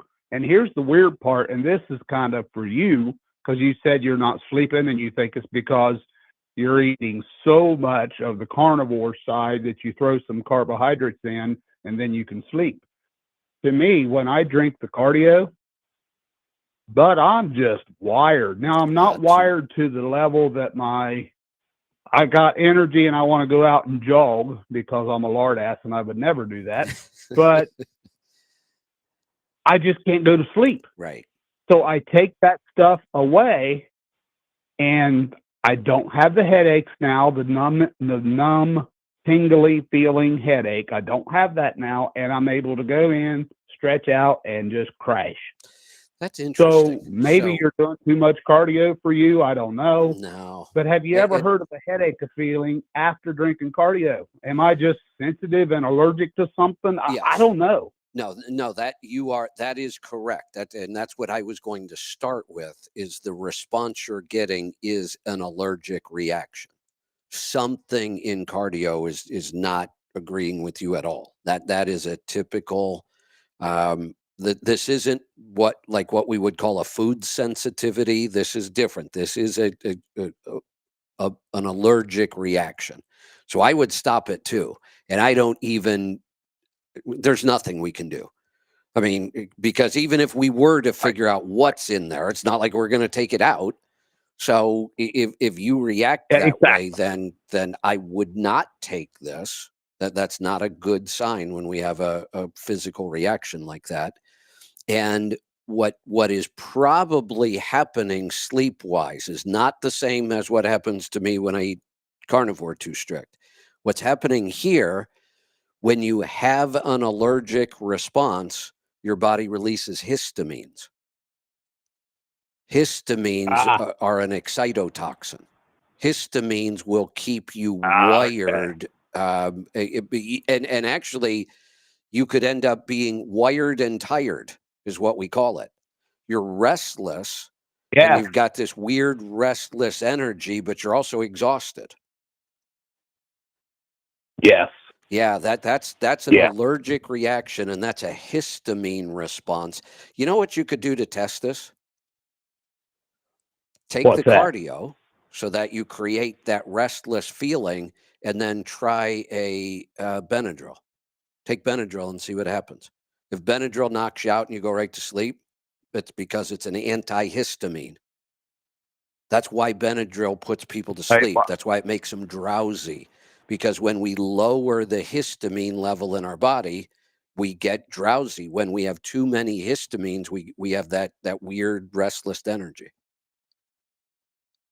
I have tried, and I don't do this at all normally, but just to see what would happen, I took 2 regular 500 milligram each Tylenol to see if it would knock the headache out.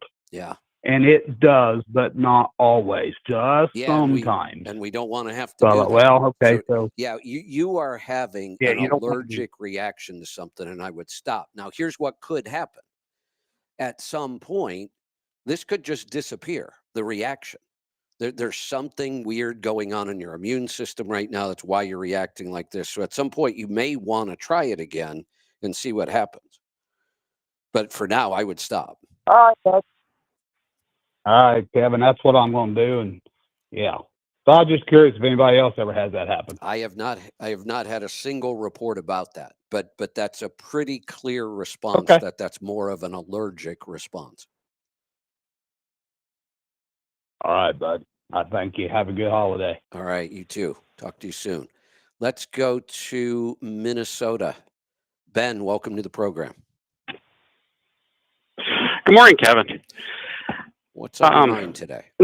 First off, I wanted to bring up that being this time of year, we've started watching our yearly Christmas movies, and one of my favorites is the National Lampoon's Christmas Vacation. And do you remember what Clark Griswold's new product was?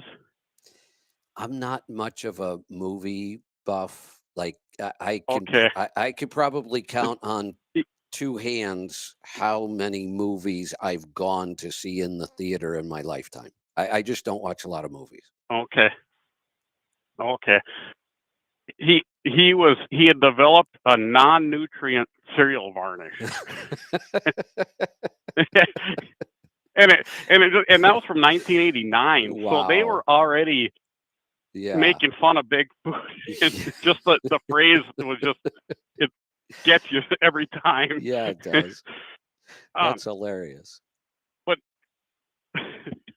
the reason I'm calling is I know that I've already had a couple calls about fat digestion, and I had done one NutriQ, and it said try the digestive jumpstart kit. So I did that, and now I'm still having not like an emergency, like I need to get to the bathroom, but I'm passing a lot of water.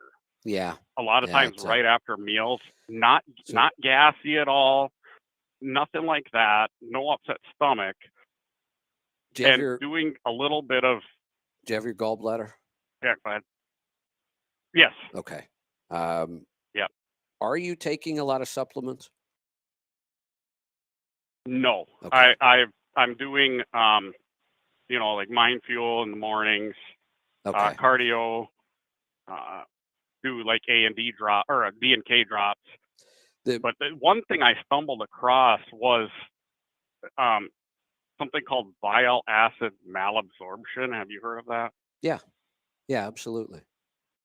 A lot of what I could see were the symptoms for that are kind of what I'm having. That's really what our fat digestion kit addresses. Not so much the digestive jumpstart. That's different. The digestive jumpstart is more focused on stomach acid and some of the nutrients we need higher up in the digestion process. The fat digestion kit addresses this bile malabsorption. You need bile to be able to digest fat. Yeah, and there's several things that can go wrong in that process. Your liver might not be producing enough bile. The bile it produces might be thick and sludgy and not flow very well. You could have bile stones.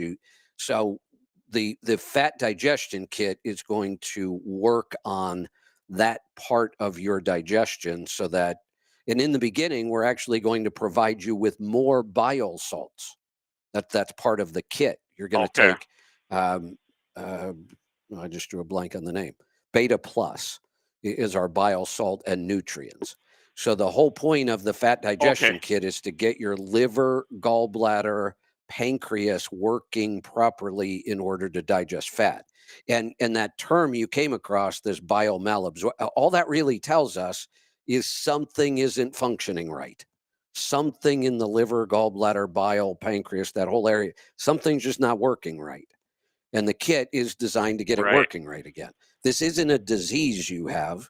It's just a condition. Your liver and gallbladder isn't working optimally. Right. Okay.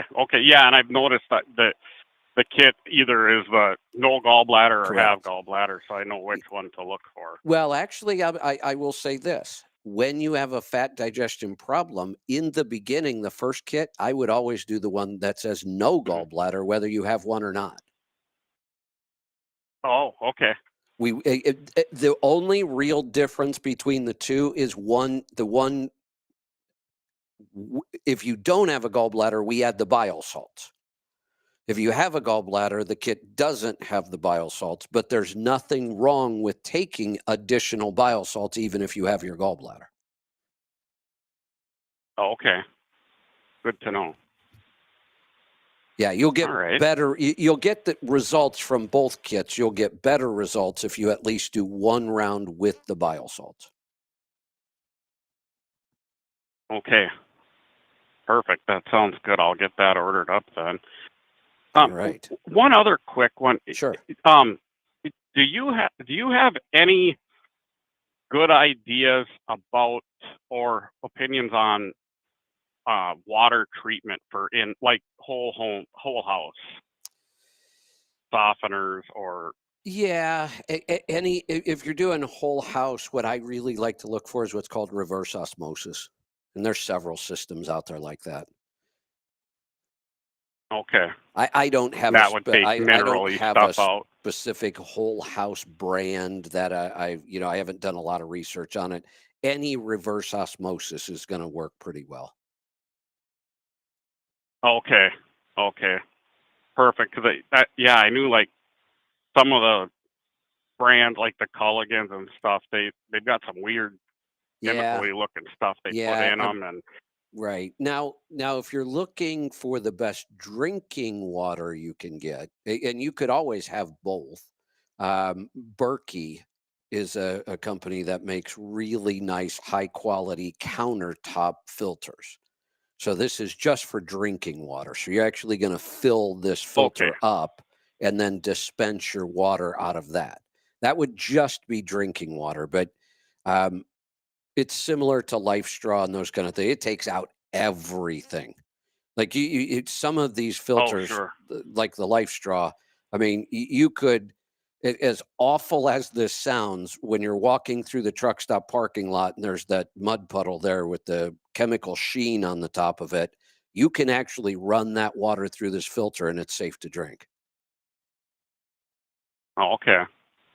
Well, yeah, not so much for the drink. We're fortunate enough to have 7 miles from the house. We've got an artesian well. Oh, nice. That runs constant year round, and so we bring big jugs down there. Perfect. But it'd be nice, just for the appliances, dishwasher, washing machine. Yeah, I would showers. I would just look for a reverse osmosis system. Reverse osmosis. Okay. Yep. Perfect. Now I know where to start looking. There you go. All right. Well, thank you for everything, and you have a happy Thanksgiving. Happy Thanksgiving. Thank you. Let's go to South Carolina. Terrence, welcome. What's up? What's up, Kev? So you got Aaron answering the phone. Yeah. I'm listening to him. I'm going, his voice sounds familiar. I've heard him on the radio. Then I was like, pretty neat though. He's a pretty.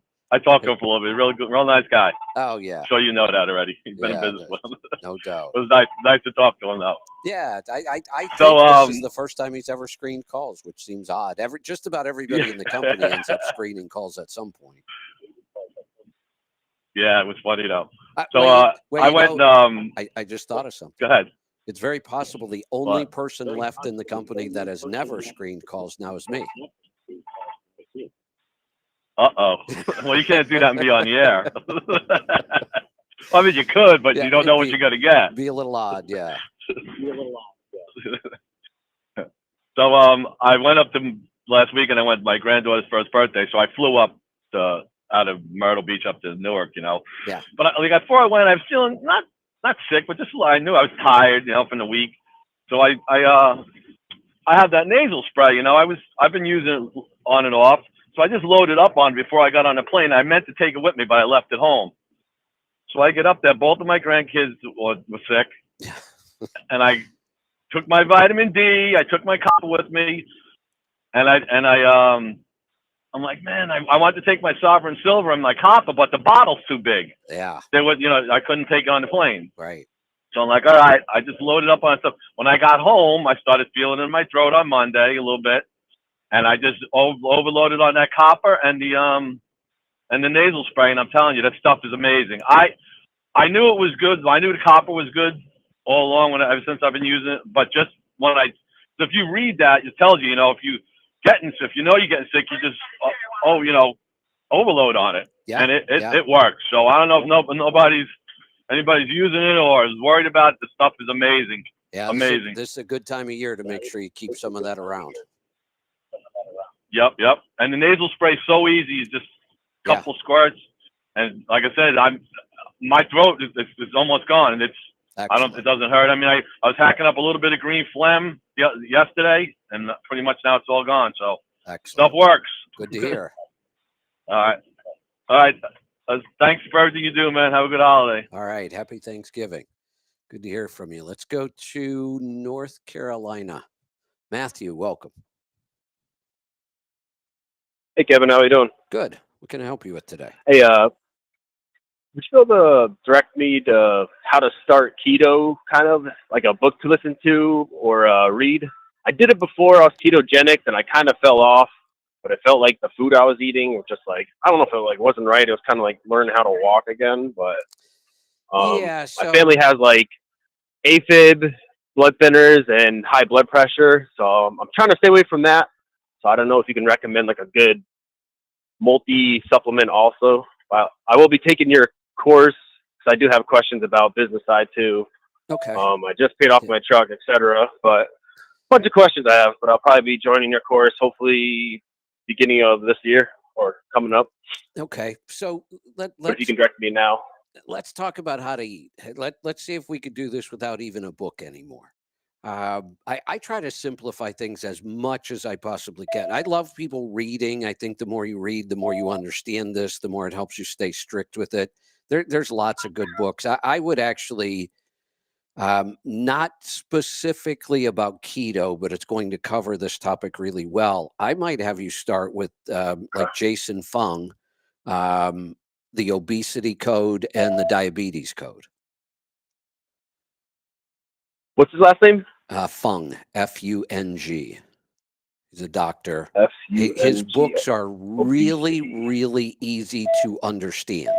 So he covers in both of those books, he covers insulin and blood sugar and all the reasons why we would eat keto and why it works, but it's not a book about keto. The books about keto that I've read, I don't really recommend much anymore. It's not that they're wrong. I mean, I even have a keto course. But we've learned a lot since then, and we've made it easier. So I don't want you to have to learn a bunch of stuff that we kind of just don't pay much attention to anymore. So here's what I can tell you. If you want to be as healthy as possible, I can make this really, really easy.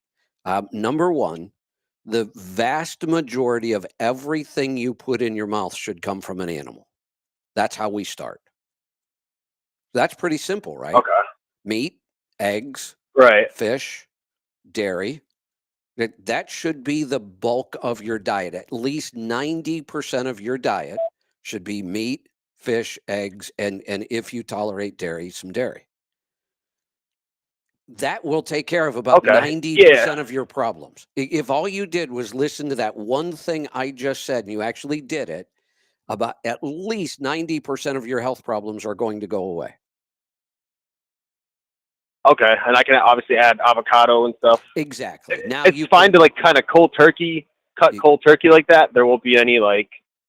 Yeah, I don't know. I guess I'm like skeptical, but not really. Yeah, well, I did it before, kind of, but it was only 2 days. Here's the thing I will tell you.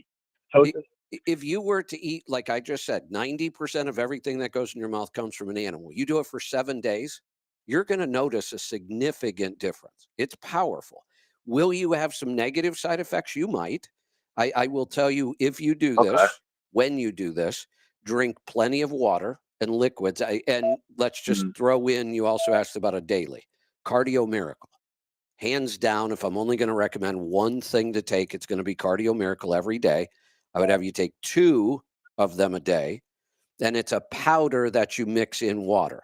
So we're going to get a lot of water added to the diet too, which is good. Water and plenty of salt And one more supplement you might want to throw in because it's like salt, it's similar. Light balance. Without the water and the salt, Light balance. you might end up constipated that first week. A lot of people do. Okay. Normally, it just works itself out, but you can avoid it by taking enough of the light balance and water in the Cardio Miracle. You won't have it at all. Almost Would all that of- help with Go ahead. Sorry, go ahead. The high blood pressure and like somewhat preventing that, and like the AFib. Obviously, it's what you eat, but It is what AFib will just go away. I don't know of anybody that eats keto and carnivore that has AFib. That just disappears. Okay. High blood pressure can be a little sticky. Most people, everybody will lower their blood pressure when they start eating like this. Not everybody will get down to that 120 over 80 that we're all shooting for.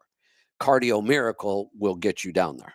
That when you add the Cardio Miracle and the diet, then virtually we get everybody's blood pressure where it needs to be. But okay. So I'm not going to the doctor or nothing. And also, like, is it mandatory to do like the pH levels? Like, because I did it before I was in ketogenic. I was like, should I be checking this? And I was like, I guess kind of lazy, and then fell off the bandwagon for. I was like experimenting and stuff. And I don't think you mean pH is levels. like Do you necessary? mean measure for ketones? Right. No, it's not necessary. It's not necessary at all. Okay. And I tell people all the time, look, if we get you into ketosis, you're going to know it. We don't need to measure it. Now, if we're struggling, I had a caller earlier, not losing weight the way they expected, then we might go in and start measuring ketones and try to figure out what the pattern is. But in the beginning, I try to keep this as easy and cheap as possible. Let's not load up on a bunch of supplements we might not need. The Cardio Miracle, the Light Balance, those are excellent. We could start with those. But I want to keep this really simple, not overly complicated, not overly expensive. We probably don't need to test for ketones. If we do, I'll let you know. But many times we don't. You just you start getting the results. So just focus in the beginning on eating as many animal products as you can. And every time you go to eat something, if it's a plant, look at it and go, do I really want to eat this, or do I think I'm eating it because I'm supposed to eat my vegetables? And if you think you're eating it because you think the vegetables are healthy, then just stop. They're not. If you like them. Question. Yeah, go ahead. Garlic, bell peppers, onions. I guess those would be the three I would add. Then no problem. All those are fine. Okay. Yeah, those aren't going to cause. And then I know little stuff. I seen like Gary Brecka. I know little information, not too much. I'm still new. Is it human biology test? Is that necessarily? I don't even know what that means. Is that like a need? Human. I guess he does like a human biology test. It's like $500 or something. No, and then he'll tell you everything what your deficiency of. I don't know if that's like. Well, here's not a quick grab, but like. I say no. I've done almost all of those things over the years because I want to learn. I want to know. But I don't do any of that much. I don't recommend it much. Here's the thing. If we were to spend the $500 right now, that would be a huge mistake. Of course, you're going to be deficient. You're eating the standard American diet. So why would we test now? I could tell you you're deficient. I could probably tell you everything you're deficient in. But who cares? Let's eat. First off, many people will not be able to sustain the eating part of it. And my point is, I don't want to load you up with a bunch of expensive tests, a bunch of expensive supplements, and then have you decide after a week of this, you just don't want to do it. What a waste of money that would be. Right. So I want people to prove to themselves that they're going to eat this way the rest of their life. Because that's the only way this works. This isn't temporary. This is changing the way you're going to eat for the rest of your life. And if you do that, you're not going to need many of these supplements we might give you right now. So if somebody can get through 30 days of eating like this and they're sticking to it and they like it and they say, look, I could eat this way the rest of my life. Then if we find some weird issues going on, I've got supplements that'll fix things. But let's make Okay. sure we can eat this way for 30 days first. Yeah, I'm pretty good with that. My wife, on the other hand, she's kind of more connected to food. I'm more disconnect just for Yeah. getting fuel in the body and stuff. We go like the farmer's market and stuff for that part aspect because Right. I was reading on some stuff like they bleach the chicken, I guess. Oh, But why would chicken need to get bleached if it's cooked at 160 degrees our food and supply like all is this awful. crazy stuff? Our food supply is It's awful. insane. Everything about it. That's why, one, I eat mostly animals now, and I know where my animals come from. I order directly from the farm most of the time. I still buy some meat at Costco and wherever, and I don't think that's a big deal, but I get a lot of my meat right from the farm. So I know none of that stupid stuff is going on. Okay. And then water buffalo milk. I had that. My lady thought I was freaking weird because I said it was for dogs. You know But why? You know why it says it's for dogs? Well, one, no, was it raw? Does it say raw? I believe so. It was. Yeah. Yeah, it That- was straight from the farmer's market. I said it for Oh, dogs yeah. only, which I was like, That's because it's huh. illegal to sell raw milk. So if they say it's Did they not filter? if it's not for human consumption, if it's only for animals, then they're allowed to sell it. But a lot of people know that, and they'll buy it for themselves. But they have to put that But on what there do they because filter out on there? they I don't think they're filtering out anything. On like the American like milk, like the whole Oh, they're not with the hood. they're not necessarily filtering. The first process they use is pasteurization. So they heat up the milk to kill all the bacteria. Well, we want the bacteria. It's Okay. not bad bacteria. It's good bacteria. We don't want it killed. That also kills all the enzymes, and enzymes help us digest things. So that's why people that drink standard American milk have all kinds of digestive problems around milk, because we have a hard time digesting it, all the enzymes. Then they homogenize it, which damages all the fats, but they do that so the cream and the milk don't separate because people don't like that. They have to shake it up and remix it. So instead, they'd rather have this processing step that damages all the fats. So there's another problem. Then we can go back to how were these dairy cows even raised? Were they eating M&Ms and corn and soy? Yeah, that's what most dairy cows are fed, a bunch of garbage. It's awful. Right. The whole system is a mess. So raw. My lady's been making her own bread, but I don't really eat the bread too much. But it's like 5 ingredients. I know you say that stuff's still bad. I'm guessing you shouldn't be eating any bread, regardless, right? Right. Now even if it's there made are or not. Okay. There are some keto recipes for bread. Later on, you can do that stuff. I'm not against it. But again, I try to keep this really simple. Let's not overwhelm people. This is such a major change in our life that I don't want to overwhelm people with too many rules and recipes. And let's just go eat as much animal products as we can. Let's start there and see. And then, okay. And then for dairy wise, for cheese, I know I've seen something like Philip Morris bought, I think it was Kraft. What kind of good organic cheese, I guess, would you recommend from the store, if there is any? Boy, there are so many cheeses. Yeah, you can find good cheese.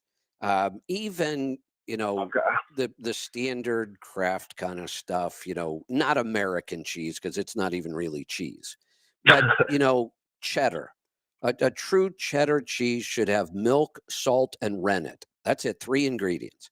Maybe it's not organic. It's not raw. It's not that big of a deal. Cheese is a pretty good food. You shouldn't be eating a ton of cheese, but it can be a part of our diet. Now, if you wanted to find healthier cheese, you can look for raw milk cheese. Raw milk cheese is sold in a lot of states where you can't sell raw milk, but they will let you sell raw milk cheese. You're usually only going to find that in stores like Whole Foods and New Seasons and places like that. Okay. And then on your website for your course, I can go sign up on there. I'm driving right now, but Yeah, you know, for that, or is it? I'm gonna put you back in the queue, and Aaron will be able to pick up with you, and it'll be easier for Aaron to tell you about that. Um, Aaron, if you want to grab Matthew, I'm gonna go to Alberta. Colin, welcome. Hey, how you doing today? Good. What's on your mind? So I had a comment about probably a dozen people I've heard over the last few months talking about this pouch from Cardio Miracle, and I guess it just seemed very obvious to me when the pouch showed up is that the pouch isn't the miracle, so I just dumped it back into the tub. Oh, that And works. so my Cardio Miracle's in a tub because I don't know, I never even thought about it. I'm like, this pouch is silly. I get it. It's for shipping. It makes sense from what you said on the show. But yeah, no, I just have the tub on a shelf in my truck. For I shipping. still use the old big scoop because I know how it's a little bit overfilled. Oh yeah. You measure it Right. out twice with the little one. I have the old scoop. One scoop goes in my my water bottle, and that's how I do it. And it's Perfect. simple. Like there's no Yeah. no pouch to deal with. We actually ran across two problems with the tubs. Many times the seal, it wasn't the tub itself that was the problem. They wouldn't seal. And when they would get shipped to us, we would open a box with, 12 of these tubs in there, and 2 or 3 of them would be leaking and there'd be powder all over the place. We can't sell it like that. So we would have to open them all, inspect them, make sure the seal was still good. Then we started getting some where we couldn't get the tops off. I mean, you just had to destroy almost the top sometime to get it off the tub. Yeah. So those two We had a barbecue sauce the other day like that. My wife and I had to get out a pipe wrench to open it just because it was glued together. And I'm like, what are we doing? That's what we kept having that problem with the tub. So they tried working through. One of the things I've learned running this warehouse now is how important packaging is. Packaging is a really big deal. And packaging either creates problems or solves problems. The whole time we sold bulletproof C8 oil, the lid was always a problem. The bottles all leak. When you go to use it, it would dribble down the side of the bottle. They went through so many different bottles and so many different lids and never got it right. I have to say, I'm going to brag on our team, and this was mostly Lisa. We got the bottle right on our oil the first time. I love our bottle of oil. Nice. There is not a leak or a drip anywhere, and you get to use the whole bottle. All the oil comes out. There's never a drop on the outside. I didn't have anything to do with it. The team nailed it on our bottle. Seriously, first time out of the gate, first bottle we tried. I love it. I don't know. Bulletproof never got their bottle right. Yeah, I still use an old bulletproof bottle just because I like the way it pours. Like in the truck, I don't have it's a snap open top. But yeah, the outside, it has to sit kind of on a rag in my cupboard because they leak. There's no way to stop it. But right. The benefit of it pours so easy. I just pour it. And I make 2 coffee mugs every morning in my truck with my there you go butter and cream and whatever else. I just kind of have my routine going. And the other thing, I had 3 comments. A book I liked about. I 100% agree with you. Just start eating a certain way. See how you feel. Yeah. You'll fall off the wagon and realize I feel like shit today, so that was a bad idea. So Keto Clarity was an interest. It's really short. It's one of the only books I actually bought on Amazon or on Audible because I don't want to use a credit that cost me $15 when the book cost you $3. And it was really easy. I think it was like an hour and a half read. It wasn't very long. And then the headache thing about when people start taking Cardio Miracle, you've had the owner of Cardio or CEO or whoever he is on a few times, and one of the episodes he talked about that. Did he? The headache thing that some people get when they start. I'm pretty sure it was him. I don't know exactly what he said, but I seem to remember one of those guys was talking about that headache thing in the beginning, and I think he said that it's actually a good sign because it's telling you that it's actually working, it's doing something, but I don't know how long that caller's, like, if I was on something for 6 months and it was still giving me headaches every time, I'd probably not want to do it either. Well, I'll put up with a lot when I think something's going to be Feel Miracle. Well, you guys said it was good for you, so I just drink it. Like, I don't. Right. And I actually like the flavor of the new one, so it doesn't really bug me. Like, I used to eat cod liver oil when I was a kid in the spoon. It's disgusting, but Mom said it was good for me, so I just did it, right? Yeah. There you It's like go. this whole idea that stuff's supposed to taste good all the time. I don't know where that came from. Yeah, I know.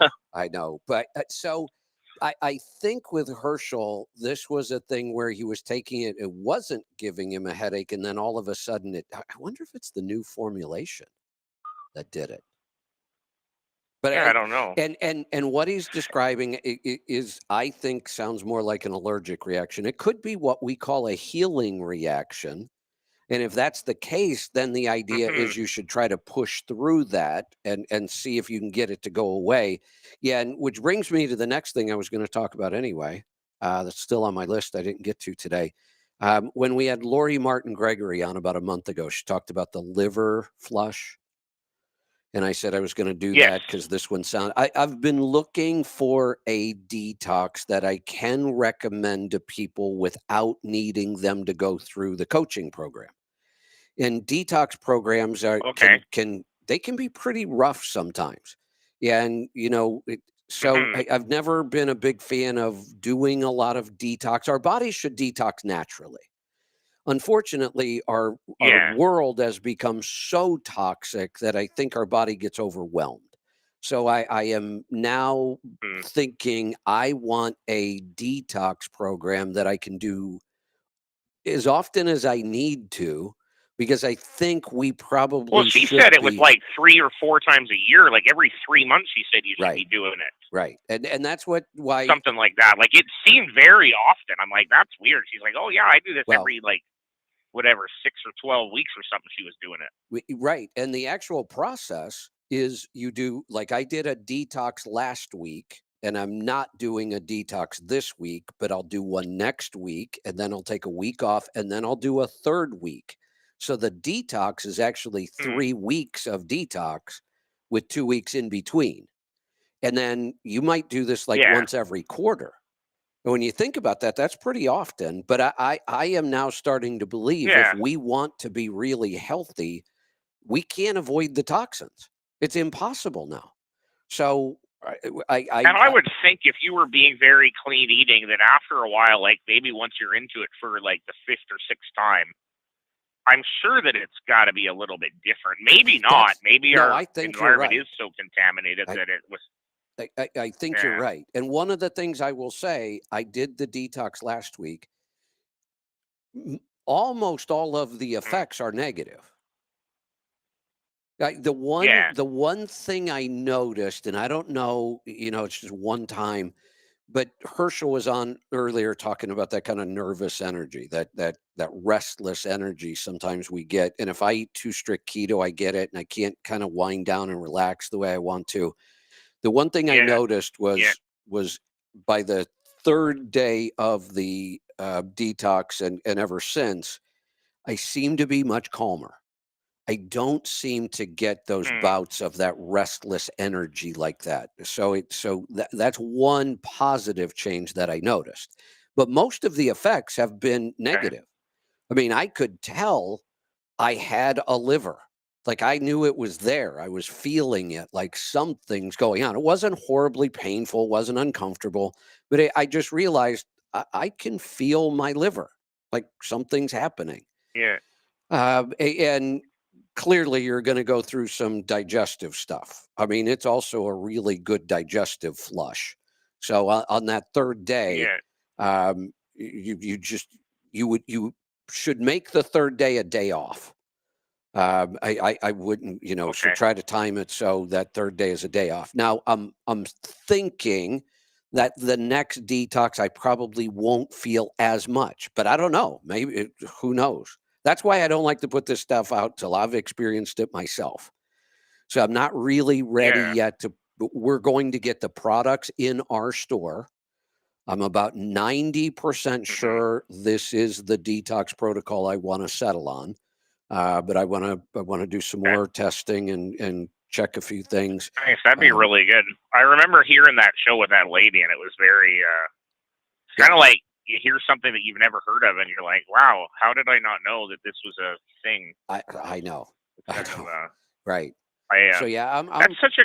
pretty I'll tell you, optimistic. it's a really great thing about your show. So many different people, so many different ideas. People calling in. It's good to hear from Terrence today. I haven't heard from him a while. I swear he's a paid promoter of your show. I know he isn't, but that level of excitement. It sounds like things in his life maybe are going a little better. Yeah. It was good to Yeah. hear that little the chipperness in his voice seems to be back, so that was kind of neat. And Absolutely. yeah, I think that's all I got. All right. Great show.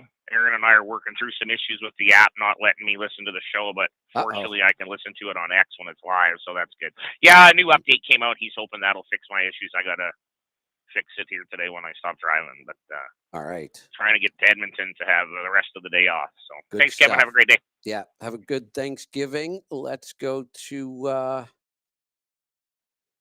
We're going to go to Illinois. I will tell you, this is the last call on the board.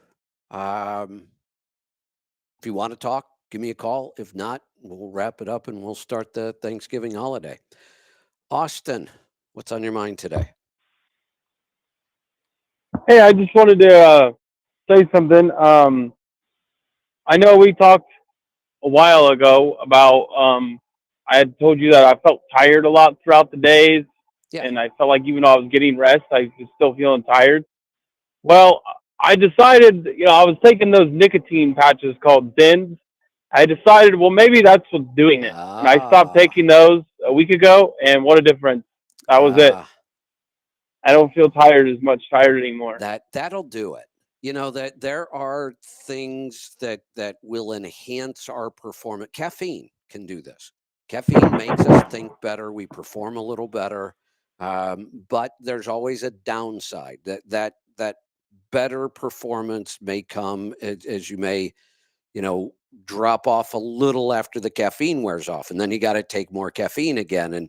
And nicotine is a stimulant like caffeine. It's even more powerful.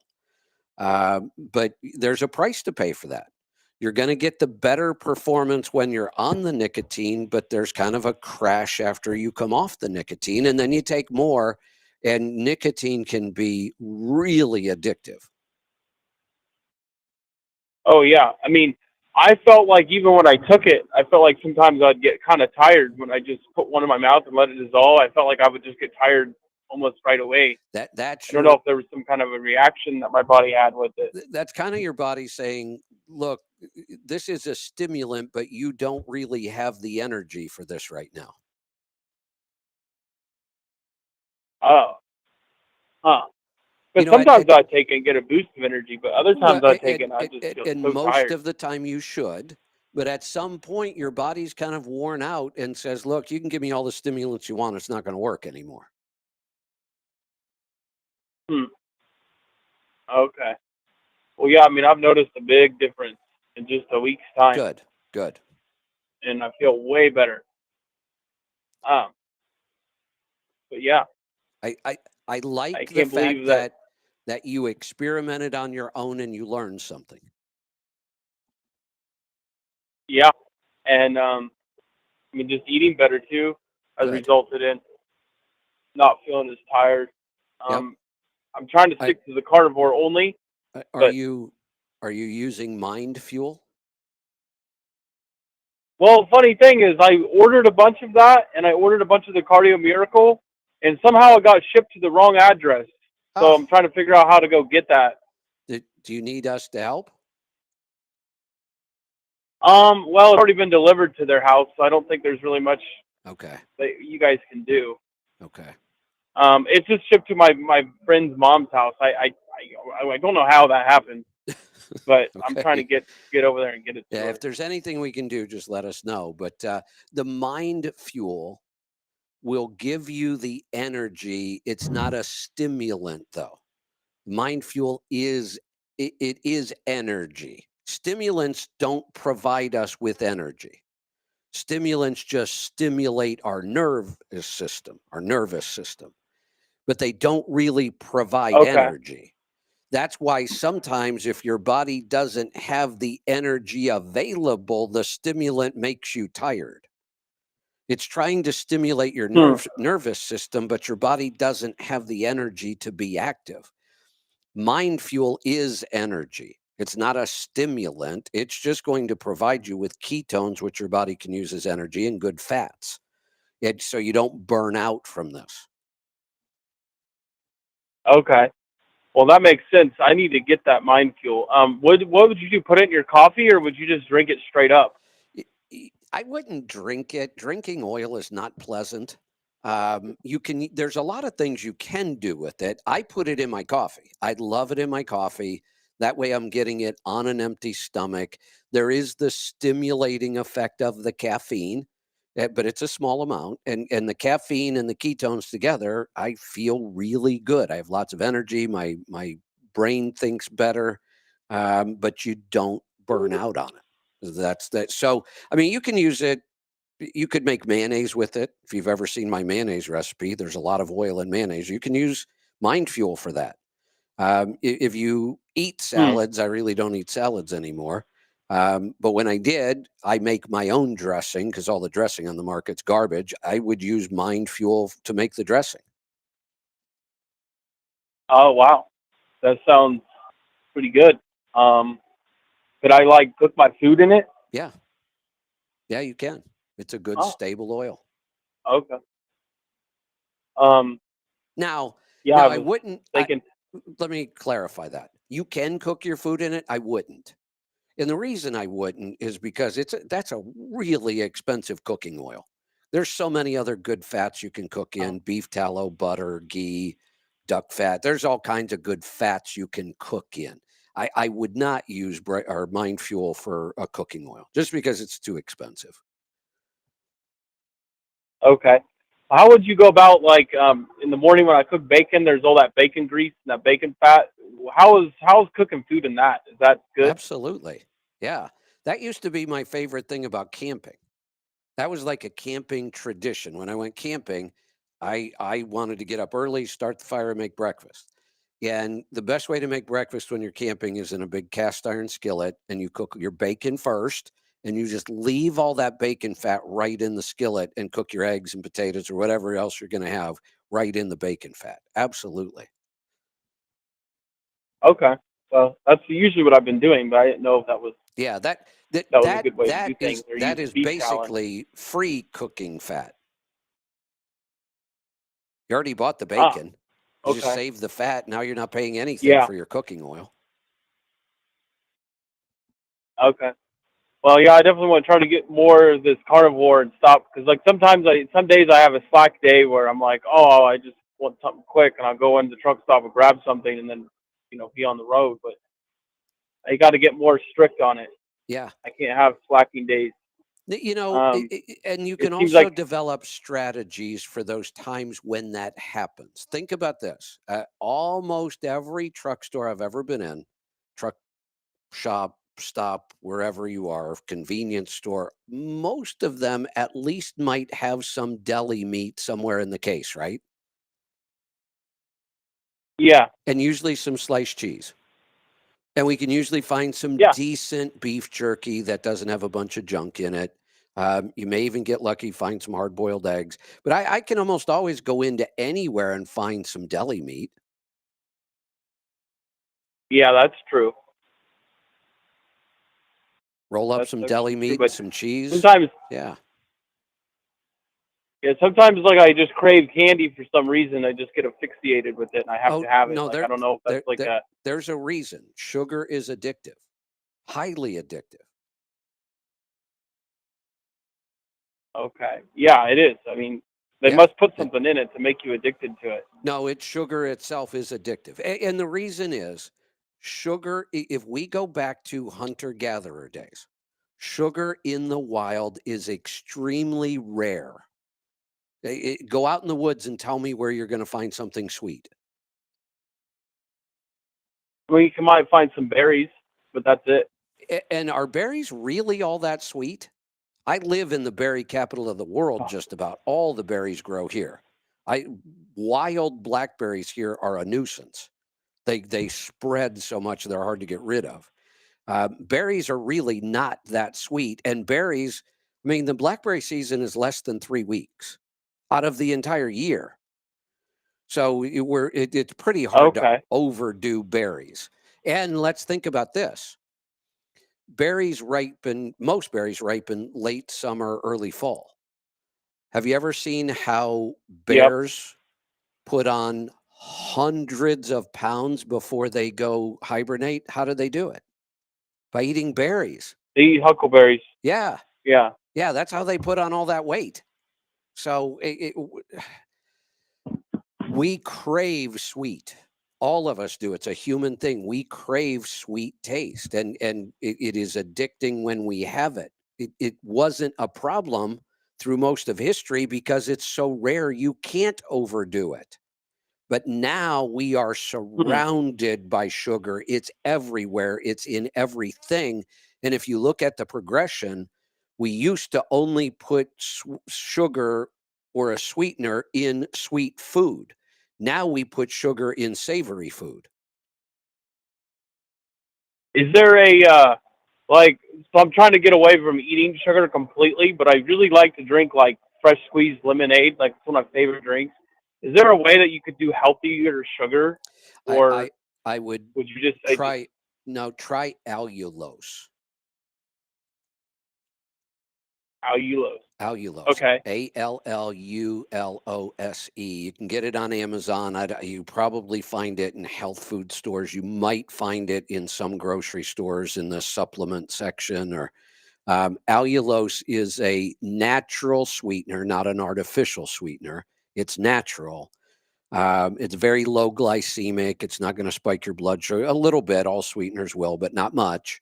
And there seems to be some metabolic benefits to allulose. This is like the newest sweetener everybody's looking at. I have some. I haven't really experimented with it yet. I don't use low-calorie sweeteners. If I'm going to sweeten something, I'm going to use honey or maple syrup or maple sugar. I can handle the carbs. I'm metabolically healthy enough. I don't eat really sweet things very often. So I prefer to just stick with natural sweeteners. Okay. Yeah, I'll have to look for that because, like, I would like to get away from sugar. Try I drink these things called poppies. Have you heard of those? I don't know. Tell me what they are. They're like a natural soda pop. Oh no, I know exactly what you're talking. Yeah, get rid. That company's already been sued. They're brand new. They've already been sued for false advertising and making all kinds of claims that their soda's healthy. It's sugar water. It's not healthy. Oh, really? It's just sugar water. Huh. It's got less sugar than regular soda, and they use sugar, not corn syrup. It's still sugar water, though. Huh. Well, I guess it'd just be better just to drink regular water. pop. No, drink water. Water is the only liquid humans need to be healthy. It's the only one. That's it. Water is the only liquid we need to be healthy. Yeah. Well, that makes sense. Okay, well, that's really all I had today, but all right. I appreciate you taking the time, and I'm going to work on the carnivore stuff. So. Good. Check in and let me know how it's going. Have a great Thanksgiving. Eat lots and lots of turkey and deviled eggs. What else? Turkey, deviled eggs. This year, we're actually doing turkey and a prime rib. I'm going to do a prime rib roast, too. And we'll can a bunch of the turkey because we have a big turkey. So I'll can with whatever's left over. Let's go to Saskatchewan, I think. Pat, welcome. Yeah, hey, Kevin. Hello from the Great White Frozen Tundra. There you go. Somewhere up north. Somewhere up north, yeah. A little bit of a black asphalt. You're trying to find it and drive on it. Ooh, yeah. Listen, that turkey, you're talking about canning that turkey. How do you can that without drying it right out? Oh man, I talk about canned meat all the time, and we stumbled on this. So I think it was 2 years ago. We had planned a big Thanksgiving. We were going to have a lot of people and do a bunch of stuff. So I got 2 big turkeys. And then our plans changed, and we didn't have very many people, and we didn't even put a dent in one of those 2 turkeys. And I thought, oh, what are we going to do with all this? And when you try to freeze turkey meat, it comes out awful. It's going to dry up. And I'm like, what am I going to do with all this? And I thought, you know what? I'm going to try canning it. I'm just going to see what happens. And I don't know why, but I came up with this recipe where I chop some onion and then I put in Hatch green chilies. And I buy this brand 505 where it's like a green, it's just chopped green chilies in a jar, Hatch chilies from the Hatch Valley. So I came up with this idea and I mixed the onion and the green chilies and I put that in the bottom of the jar. And we took these 2 that both turkeys were completely cooked, just like you would cook them for Thanksgiving, fully cooked. And we just, you pull all the meat off the bone, you mix all the dark meat and the white meat together. And you don't try to get any of the fat out of there. Any fat you can get, go ahead and throw it in there. I kind of chop it up so it's going to fit in the jar better. And then we put the chilies and the onion in the bottom. We pack in as much turkey meat as I can, and I push it down with a like a wooden rod, so I get it packed in there nice and tight. And then what I do, the Lona Life bone broth that we sell in the store, I fill the jar with the bone broth.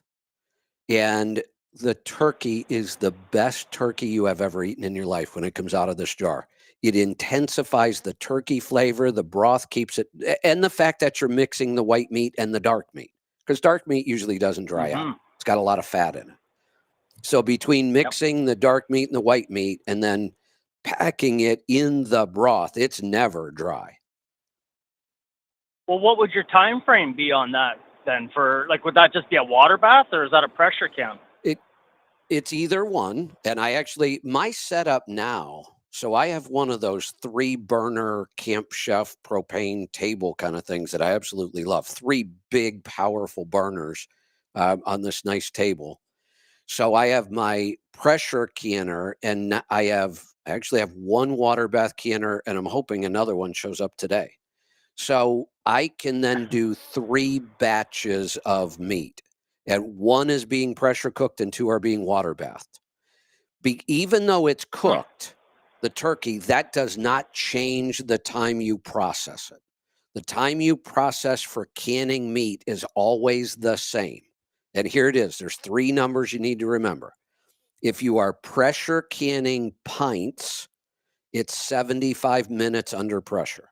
If you're pressure canning quarts, it's 90 minutes under pressure. If you are water bathing anything, pints or quarts, it's 3 hours of processing.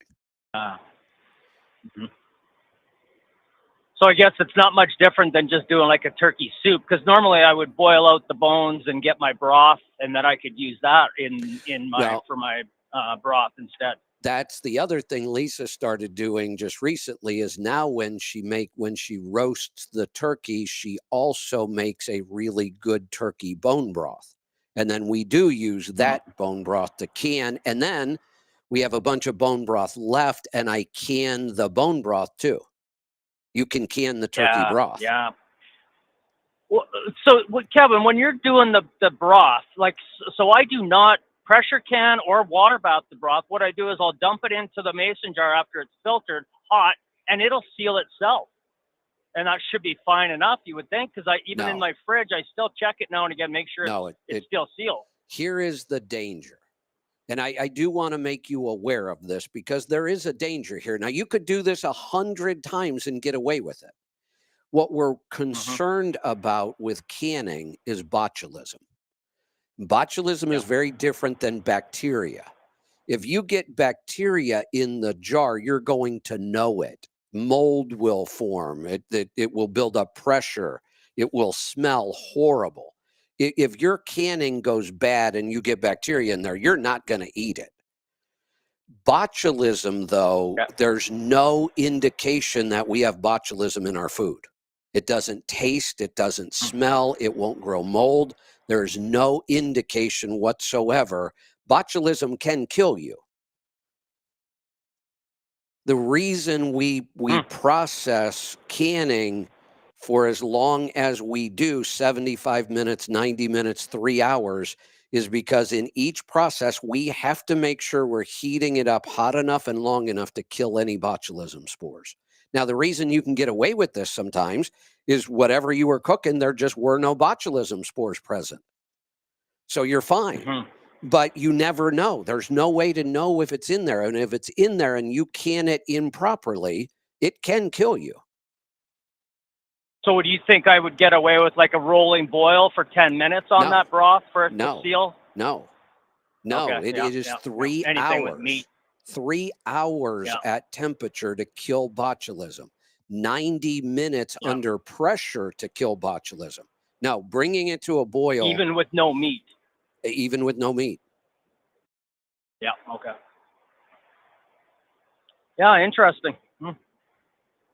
No, that's good to know. I mean, I do smell that broth when I open it. Sometimes I'll cook rice in it, you know, if I eat rice, but sometimes I don't use it for a while. So, and I want you to understand, botulism, there is never any indicator that you have botulism in your food. It could be high enough to kill you and you won't know it's in there. There's no indication. Yep, that's interesting. The United States is one of the few countries in the world that says you can't water bath meat. They're wrong. We're overly afraid of this kind of stuff, but that's how big of a deal it is. The CDC, the FDA, whoever, USDA, they will swear up and down it is not safe to water bath canned meat or any low acid food. They're wrong. You just have to do it long enough. The rest of the world knows this. They've always known this. But there is a time. Yeah, I remember my grandmother doing that in chicken, turkey. If you're going to water bath meat, you can do it, but it is a 3-hour processing time.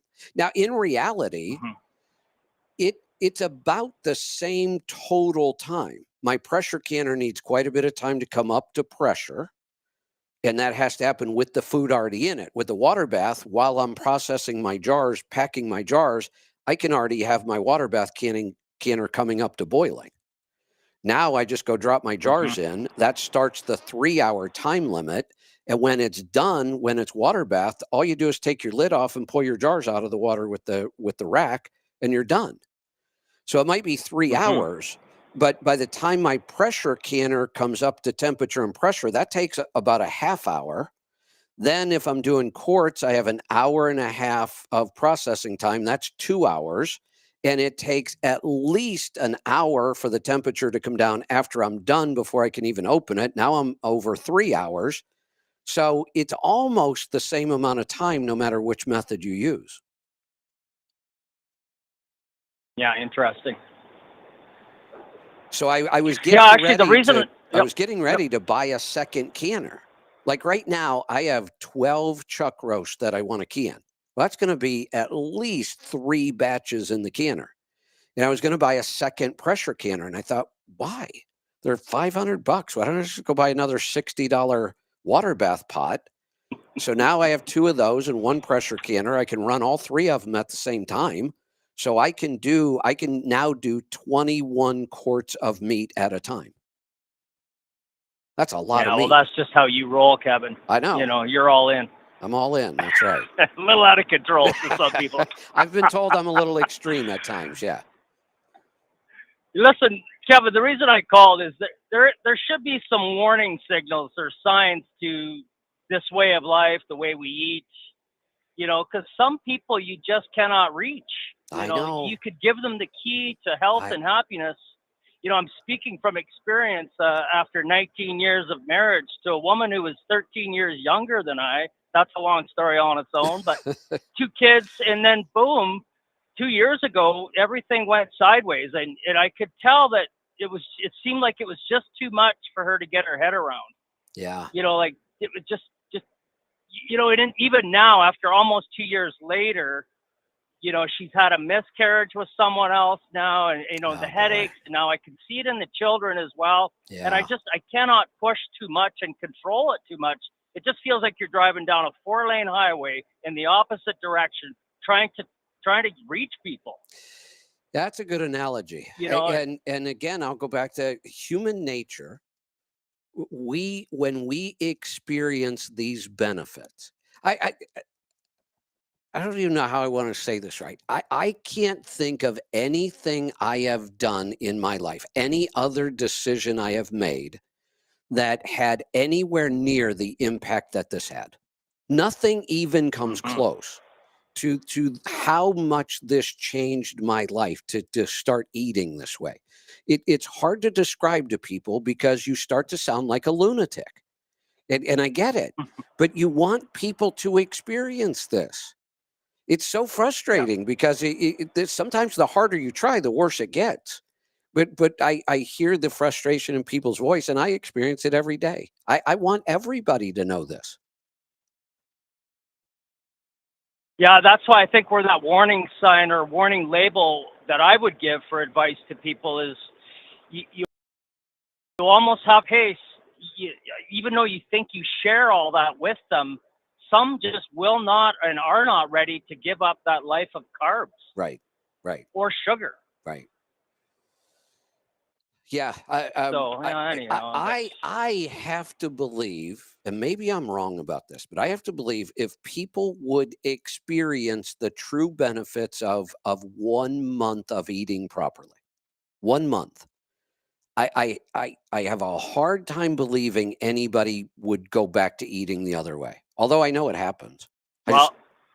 I agree with that, and so here she was probably right in it, whether she knew it or not, within that last year, and I could see it. I mean, you could see the natural body, just eating the fat, loving the meat, loving the turkey. Like everything I've done is either smoked, roasted, all of that. I still live like that today, and thank you for that, keeping my mind about me. Yeah, you're welcome.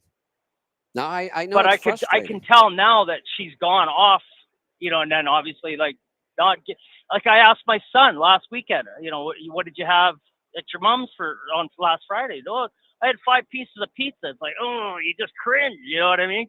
I know.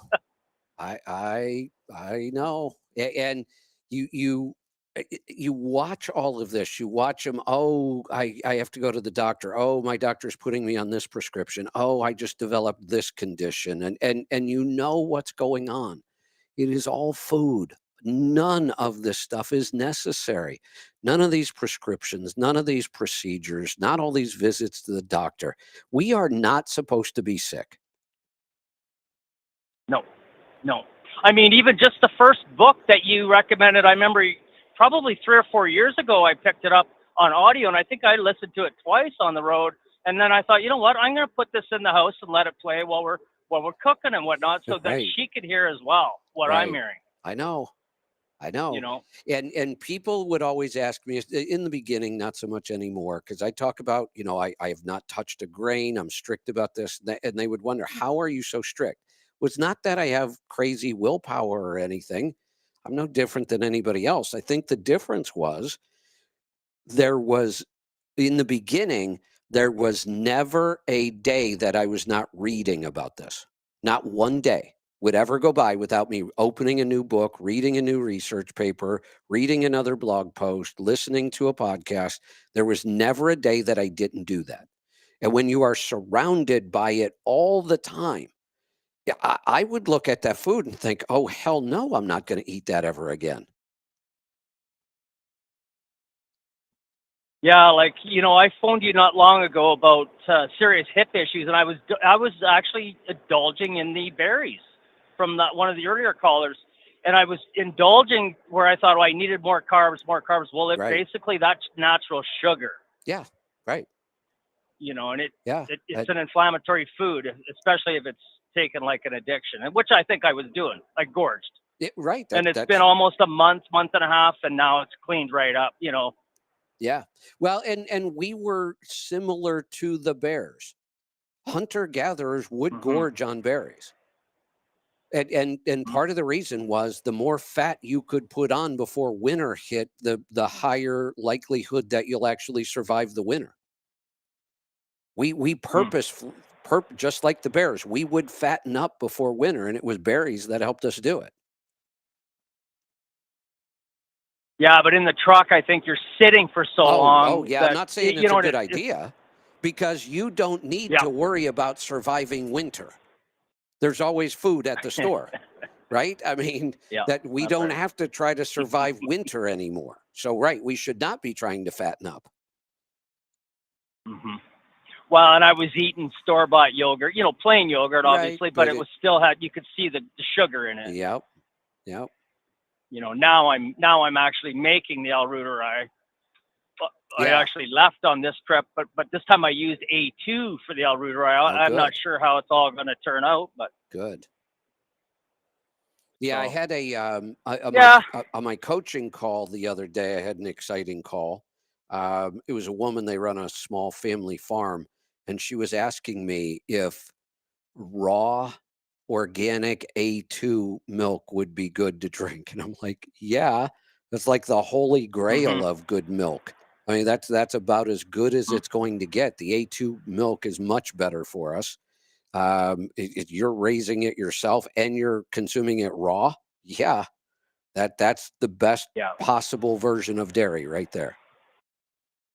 For sure, yeah. Yeah, I don't know. I think maybe your app might need, carnivore life for singles on the audio road there.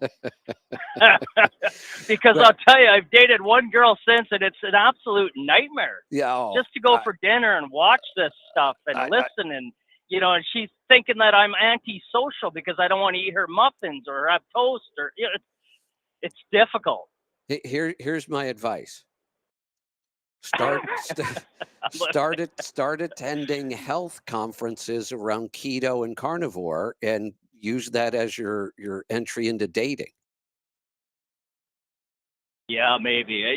Kevin, I still plug hard. I'm still doing 70 hours a week, and I get the kids whenever I possibly I have free time. So it's pretty. And then I'm smoking.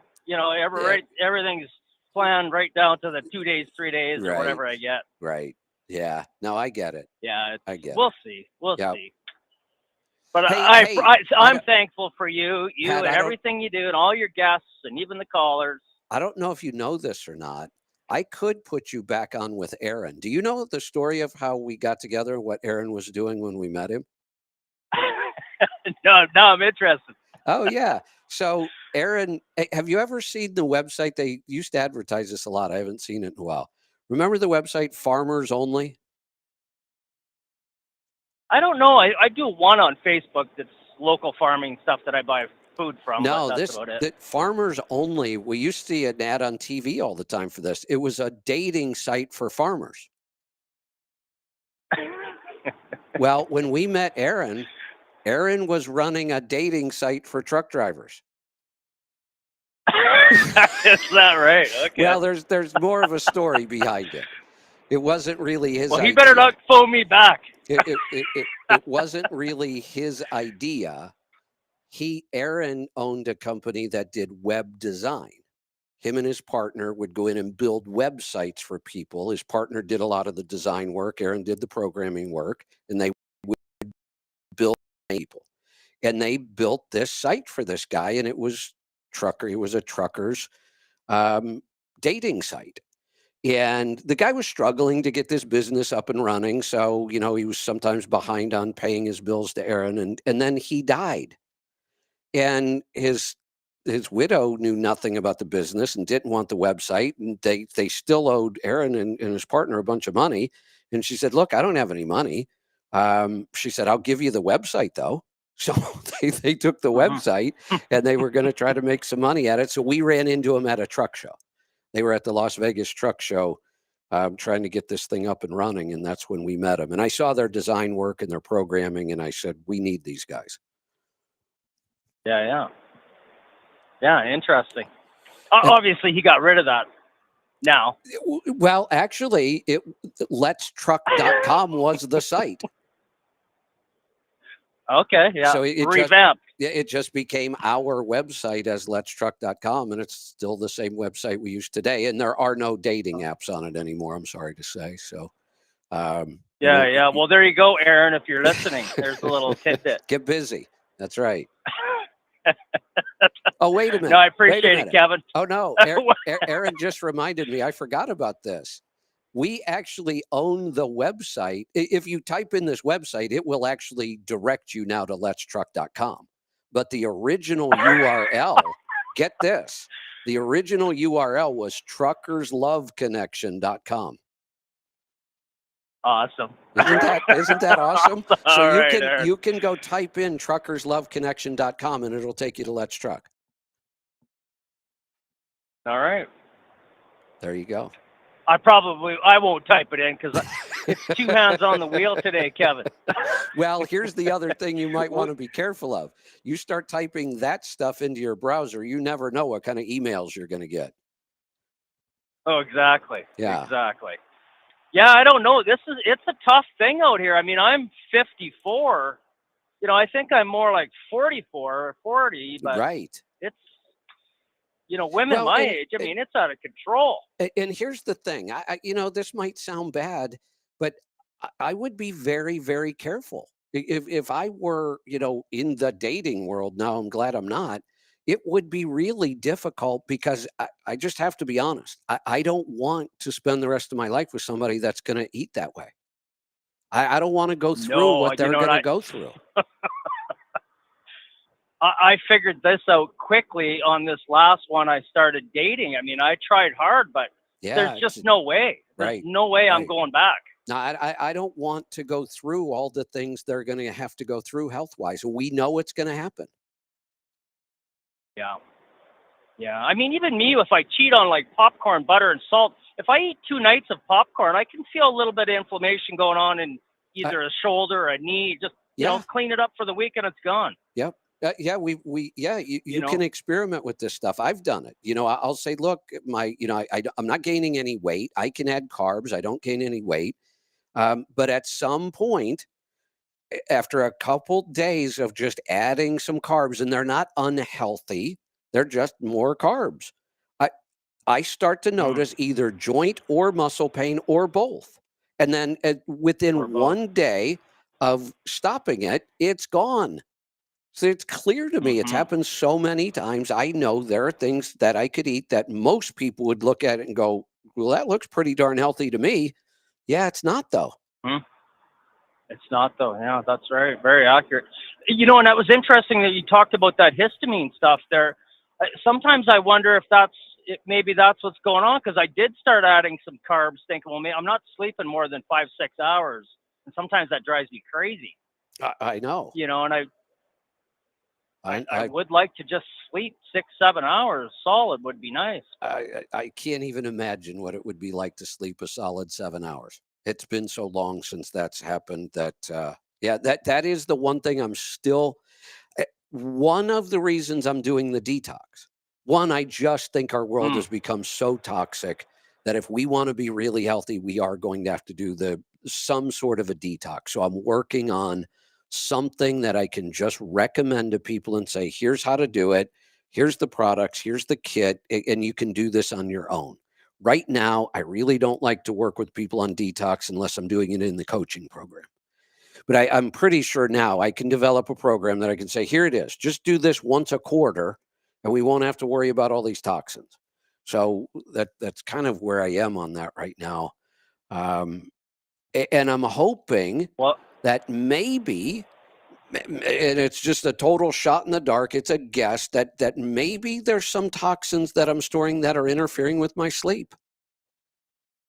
Well, that's what we love about you, Kevin, is you go all in and you do the hard work like that. I mean, me, I don't think I want to get into the detoxing of that liver and kidney and pancreas just yet. I want to see what your outcomes are. I mean, I pretty much shit and abuse on this body over my lifetime. Yeah,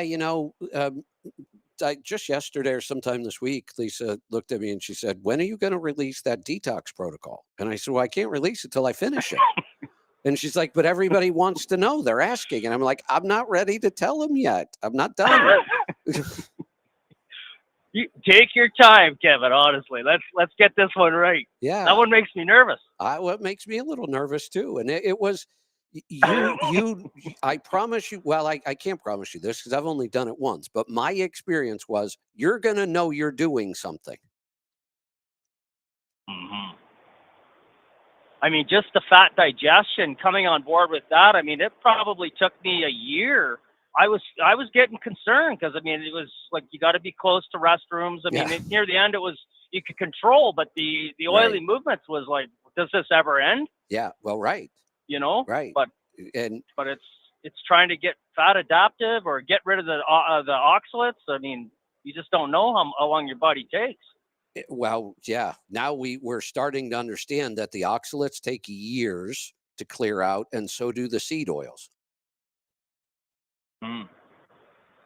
Seed oils is the one thing I think I'm extremely good with. I mean, even out on the road, you know, I do not touch any of it. If it's baked, I'll eat it, but nothing deep fried. Just It's not going to happen. Right. No, I'm the same way. I never thought we would see this, but already, and I think we're seeing it because the seed oil thing kind of took off with RFK and Casey and Kelly Means and the fact that it's being talked about in political circles now. I'm already seeing restaurants that are advertising no seed oils. I love that. Is that right? Yeah. Okay. Yeah, I haven't seen it up here yet, but yeah, it's pretty rare, but at least I am seeing it. That I didn't think we would ever see this. I'm just grateful it's on the conversation. I mean, that's how it should be. Right. Yeah. Let's just I'll talk go back about to it buying fries, and then people can make their own decision. But let's just talk about it. And that's what made me crazy about the censorship. Stop censoring this stuff. We all need to be able to hear all of this and then make up our own mind. Maybe a question on that rendering that beef tallow. Do you add any water before or after you render that tallow? I have not really ever rendered tallow the proper way. So I don't really know what the process is supposed to be. I mean, I've taken some big chunks of, fat and meat and kind of rendered them down, just melted them slowly, but I don't know what the proper process is. Yeah, okay. I'm kind of just winging it right now too. I mean, I've got a small jar in the fridge of nice clean beef tallow, but I've got a big bag that I want to render down. And I don't want to mess it up, Right. Yeah. No, I would go use a good search engine like DuckDuckGo, and yeah, I'm sure you'll find the right way of doing it. I've just never looked it up. Didn't Google buy DuckDuckGo? Isn't that the same? Are you kidding me? Really? I'm pretty sure I heard that, Kevin. I use Brave as the other one I use. I might have to check that. I hate switching there. I do so much in my browser, and I have my browsers all set. DuckDuckGo does everything I want it to do, but if they've sold out to somebody, I need to check on that. I thought I heard that. I could be wrong, but I know I kind of I overlooked Duck, whatever it is now. I just go onto the Brave instead. I better go try that. It doesn't have quite as much in the search engine, but at least right. it's giving me certain stuff that I want to read. Yeah, I'm going to check that out. Thank you. So when is your actual Thanksgiving down there? Is that on the 28th? Tomorrow. 29th? Tomorrow, okay, yeah. It's always Thursday. Okay, I see. Yeah, that's one of those holidays that I if somebody ever asked me the date of Thanksgiving, I would never know it because it's just always Thursday. Well, geez, ours was like a month ago, over a month and a half already. Yeah, see, we're neighbors, but so I have no idea. I don't know if we're early or you're late. See, there was a time where I remember like a time where they were only a couple days apart. Is that right? I think so, yeah. Well, it seems kind of late in the year for Thanksgiving, but I guess there's lots of southern states that are still just finishing up harvest, I guess. Ours is just the last Thursday in November. That's how ours works. Huh. So ours really doesn't move much. It moves, a day or whatever every year, but it doesn't move much. It's always the last week of November. Huh. All right. It's turkey time either way. I think I'll have to cook one just to celebrate the U.S. Thanksgiving. There you go. And then can it. Yeah. Wow, geez, I'll eat that thing. Probably I'll vacuum seal. That's what I there you cheap go. out and vacuum seal because then but That I would works love too. to can it. That works too. So got a 20-pound turkey, and I think there's only 4 of us. So we'll, I'll end up doing probably 10 or 12 pints. But I don't think you're seasoning that, are you? I think it's your wife doing all that. She does all the roasting now. Yeah. Yeah. We do a pretty good job of splitting the cooking duties. We kind of have our specialties, and we cook a lot of whole chickens too. So she has just really, I don't know what she does. She's got some magic that happens in the kitchen when she roasts whole birds. They come out really good. I'm sure you're all like a well-oiled machine in there, especially the grandkids, Kevin. I mean, that's the stuff. Yeah, looking at my own kids and thinking, Kevin, he's got that mastered. His kids and then the grandkids. For them to eat this way from almost their first breath. Isn't that so exciting? It is very. Like, I'm happy for you. I know. I am too. We're a week from today. We're heading up to the almost frozen north, right up on the Canadian border to celebrate our granddaughter's first birthday. Lovely. Yeah. Yeah, like I'd be curious on some of those stories on how she's eating and how the teeth are coming in, all that type of stuff. Loves meat. Yeah, it's exciting to watch. Yeah. Well, congratulations, Kevin. I'll let you get back to your holiday. All right. Good talking to you. Have a great weekend. Let's go to Montana. Merv, welcome. Hey, Kevin. I talked to you yesterday, and I had to yell at you. I bought a new headset, so I don't have to yell at you today. Oh, you Much sound easier. good. So yeah, you sound good yeah, today. good. Yeah.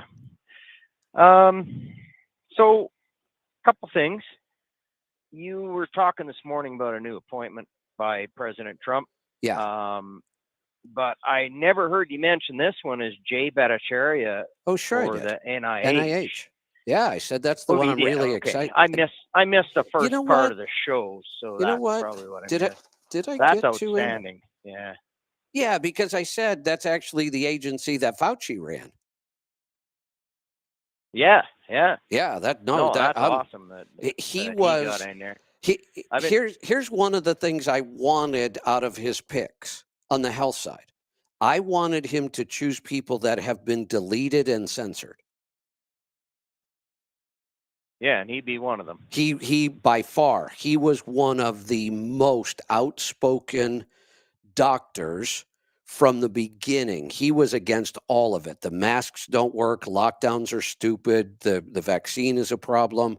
And he was censored and deleted and ridiculed and mocked everywhere. And he never backed down. And he kept pushing, and he still pushes to this day. He's very active on X. And he is an awesome choice for that agency. And that's right. Yeah, he sure is. Now, on the other hand, Watt as Surgeon General kind of makes me ill. Yeah, I wonder if that's like another bait and switch like Matt Gaetz was. I don't think so, because something more to that story. The left is going to accept her. Nobody's going to push back on her. That's my problem. I want him to put in people that they fight him over. Then we know we're getting some change. Nobody's going to fight him on this appointment because she was all over the whole COVID response. It's one of the reasons I stopped watching Fox. She made me crazy every time she came on there. Now she claims she's changed her mind, but I don't know. That's a tough change to make. I'll keep an eye on her, but I'm not overly excited about that. Now, Marty McCary as the FDA I like, and in the beginning he was thinking the vaccine might help us, but I'm talking in the very, very beginning. And then he got on board pretty quick, and he's also he pushes back hard on a lot of this stuff. Right. Yeah, who knows what's going to happen? I hope it all goes well. And with her in there, I'm not quite sure. But. Yeah, and here's one of the things I was going to talk about today. I love the direction we're taking with our government. I love this idea that we are really talking about the fact that government is too big, and we're not just going to tweak things. The talk is eliminating entire agencies, really making massive changes to the government. Now, it's one thing to talk about it. It's another to pull it off, and it's not easy. I don't care if you have all three branches of the government or not. This is still not going to be easy, and there's a huge risk here. We are so divided in this country that the new people that kind of got on the Trump train and really got him elected this time, they're not diehard believers. Many of them came along kicking and screaming, and they were really RFK Jr. fans. But they came into the camp, but he's only got 2 years. And that's a very, very short timeline. And if things don't go right, a lot of people will bail on him in the midterms, and we could lose the House and the Senate. And then we're back to a stalemate. Nothing's going to change. My fear is 2 years isn't enough. So many things can go wrong. Yeah. In order to fix a system that is this bad, it's like that old saying, you can't make an omelet without breaking eggs. We have to break things. Things could get worse. Prices are going to go up. And people are saying, oh, look, you voted for them and prices are going to go up. They are. That's how this has to happen. Most of us, I believe, knew that. I was not thinking on day one, all the prices are going down and we're going to be living in, everything's going to get better. It's not. I really believe things could get much worse. We could even trigger a recession with this. I think it's the right direction. Well, I just think that too many people aren't going to understand that. And if we are in bad shape at the midterms, we could lose the House and the Senate. Yeah, I hope that Musk and Ramaswamy can kind of offset that. Maybe if they get some big action going right away. Well, let's think about that. It could swing people to that side too, right? I don't know. Yeah, but there's another possibility here. If you eliminate the Department of Education, how many employees is that? Hundreds of thousands. That's a lot.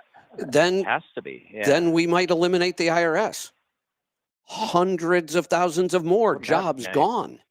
Now, I think it's a good thing. Right. But you're going to hurt the economy for a while with that. And that's what I'm afraid of. Is that and those are all votes. That's my fear. That enough people don't understand this.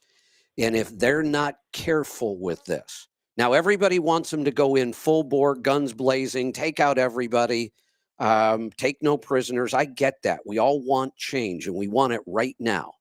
But we need to be careful. I hope that they plan this in a way that we see enough improvements in our economy before the midterms that everybody doesn't get voted out. Well, let's keep fingers crossed, I guess. That's all we can do. Sit back and watch and see what happens. Right. We did our job. We voted. So, yeah, I'm a Canadian, but I follow the politics a lot in the U.S. for sure. So, well, bless your heart. So, Dr. Because Obadia, I don't know if you. Yeah, I've tried to follow Canadian politics and I just can't do it. I get so frustrated with all the time I have to spend on politics in this country that I just can't even devote 5 minutes to trying to understand anybody else's politics. Well, Canadian politics is more confusing too, and it is for me. Not the source of information available on Canadian politics like there is in the U.S. Right. It's a very different animal. I agree. I have a lot of trouble trying to follow that too. But anyway, I have a book recommendation for you too. I've never heard you talk about this one. I'm kind of surprised. It's Dr. Ovadia, and he has a book, I believe it's called Stay Off My Operating Table. Yep. Yeah. Yep. It's a very simple read. I thought like I've listened to you for a long time, and on everything you've talked about health, it's just like a summary of everything we've learned about health on your show. I follow him on X, and I love his stuff. I have not read the book, and if I don't read it, I'm not going to recommend it. Here's why. You've heard me talk about how many books I'm behind on my Kindle. So what I'm trying not to do, it's not to say that wouldn't be a great book. It probably is a really good book, but I already have really good books on that topic, whether it's going all the way back to something like Eat the Yolks, which is still a great book. Jason Fung's stuff. So I don't want to take the time, and I don't want this to sound arrogant, but I don't think I'm going to learn anything new from his book. I doubt that there's anything in there. It's not to say that I know everything, but you're right. It's a fairly simple, and it should be, but I'm not going to get anything out of it. I have simple books I can already recommend, and I need to get on to these tougher topics that I'm still struggling with and I need to learn about. Absolutely. Yeah, I agree. It's not one, like I didn't learn a whole bunch from it. Right. I just thought it was a really thorough, easy to understand for somebody new into this that's interested in I love learning about all the stuff, right? I love when like you or the callers call in and make recommendations like this. You've read the book. I absolutely recommend it. I haven't read it yet, and I'm probably not going to, because they're like it's just, I know it's not going to teach me anything new, and there's so much other stuff. But I love when you call in and recommend it, because there's the more ways we hear this, I think the more it helps us. So even if I already have 5 simple books, having 6 doesn't hurt anything. If you want to go read one more book, go read it. You'll get something out of this. I'm to the point now where I have to be a little more picky about, I just don't have any more time to read. I am just maxed out on reading time right now. Yeah, and I have so many books I want to get through. Yeah. Are you there? Yeah, go ahead. Hello? Yeah. Oh, and by the way, on the Fauci book, I read that one. It's a long book. And you said, I don't know if you remember, but it was kind of funny. I heard you talking about it earlier in the week. You actually said a couple of weeks ago or something, you said, yeah, I'm going to read that one this weekend. And I think you must have forgot about it, because it didn't sound like you were thinking that way when you last talked about it. I didn't read it. No. I've been doing a lot of reading, but I seem to be overly optimistic about how much reading I'm actually going to get done. Like this weekend, again, I know it's a holiday weekend. We got a lot going on, but it's a long weekend and the weather's not going to be that great. So I'm hoping I get through 2 books this weekend, but we'll see. Yeah, our RFK's book is not a weekend book. It's a big one. It's a big. Well, that's the other problem. Sure. I've been doing a lot of these medical vaccine kind of books, and these are not easy reading at all. No.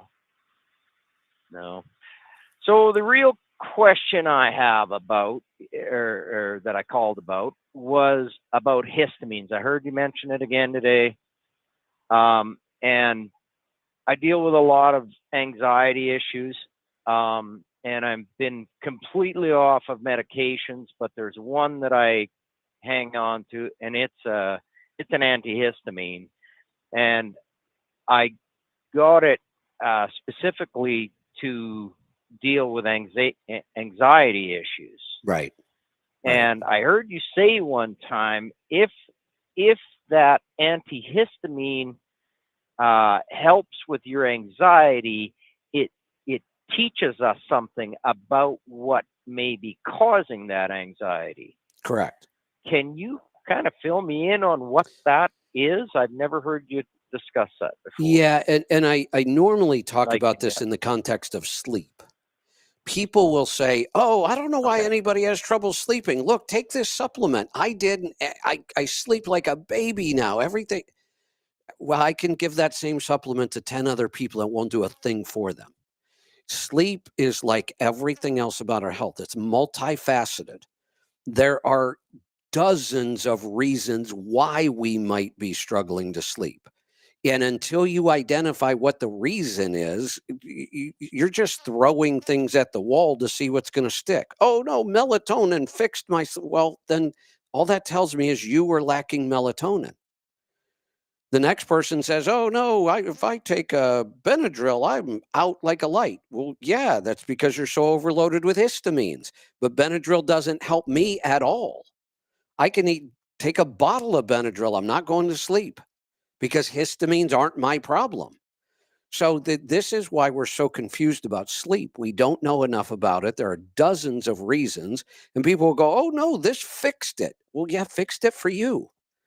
But it won't fix it for somebody else if they don't have the same problem you have. So that's probably what I was talking about. And if you're overloaded with histamines, taking an antihistamine gives you a clue. Do you feel more calm and relaxed? Okay, well, that's because histamines, like I said, they're kind of like an excitotoxin. It's like MSG and some of these other things that make our brain active even though we don't have any energy. So our brain is overactive and we can't sleep, or we're nervous or anxious. It's just, you just have too many histamines. We have to figure out why. Probably some sort of an allergic reaction. Okay. Yeah, like this medication, I don't remember the name of it, but it when I take it, and I only have taken it maybe once a month for the last several months. When I take it, the effects of it are not what's described in the literature on it. Like, it knocks me out for like that night, and then I drag my ass for a couple of days after I take it, and it seems to be really odd. It's a really odd feeling I get from it, but it obviously calms me down. And you said this particular medication, but I don't want to take it again. And this is an antihistamine medication, correct? Yes, correct. Yeah. Well, then that makes sense. That to me tells me you are overloaded with histamines. Right. So what things should I be looking at where I would be getting overloaded by histamines? The one thing I would try, because it's easy, is so what symptoms so it's this anxiety is the main symptom, right? Correct. So what I would try eating as close to carnivore as I could, 90+% just animal products for 7 to 14 days, and see if those histamine, if that anxiety kind of quiets down. And if it does, that will absolutely tell us that there was something in your diet triggering the histamines. Now you can, and if we eliminate them all, meat never does this. So this is why the carnivore diet works so well. It doesn't trigger all these other things. It is the ultimate elimination diet. So once we identify, yep, it worked, 7 days, our anxiety's gone. Now we can start looking at foods we used to eat, and what you have to do is try to add them back in one at a time. And wait for something that triggers it, and then you may be able to identify what the problem food is, or you just commit to, I'm just going to eat mostly carnivore the rest of my life. Yeah, I have been eating that way for a long time already, where I'm almost completely carnivore. It only takes one food. The only one, yeah, well, coffee is my weak spot. So one of the things, I don't know if that could be causing it. Yes, caffeine alone will cause anxiety in some people, But what we really find, have you ever tried a certified clean, mold-free coffee?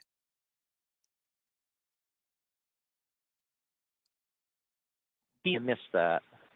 Have you ever tried a certified clean, mold-free coffee? No, I have not. So they exist. Can you recommend one? Bulletproof coffee is actually, what am I thinking? I always forget this. I don't know why. I think I forget it because our coffee is focused on the adaptogens. I mean, that's why we carry the coffee.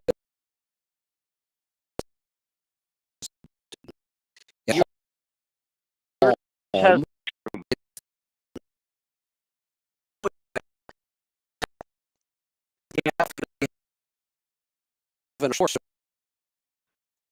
Yeah, the problem I have is I tried those adaptogen coffees that you have, and they caused me, I think it was like some gut problems, or there was something that they did that I couldn't continue with them. But you can't remember what, because there But shouldn't be anything.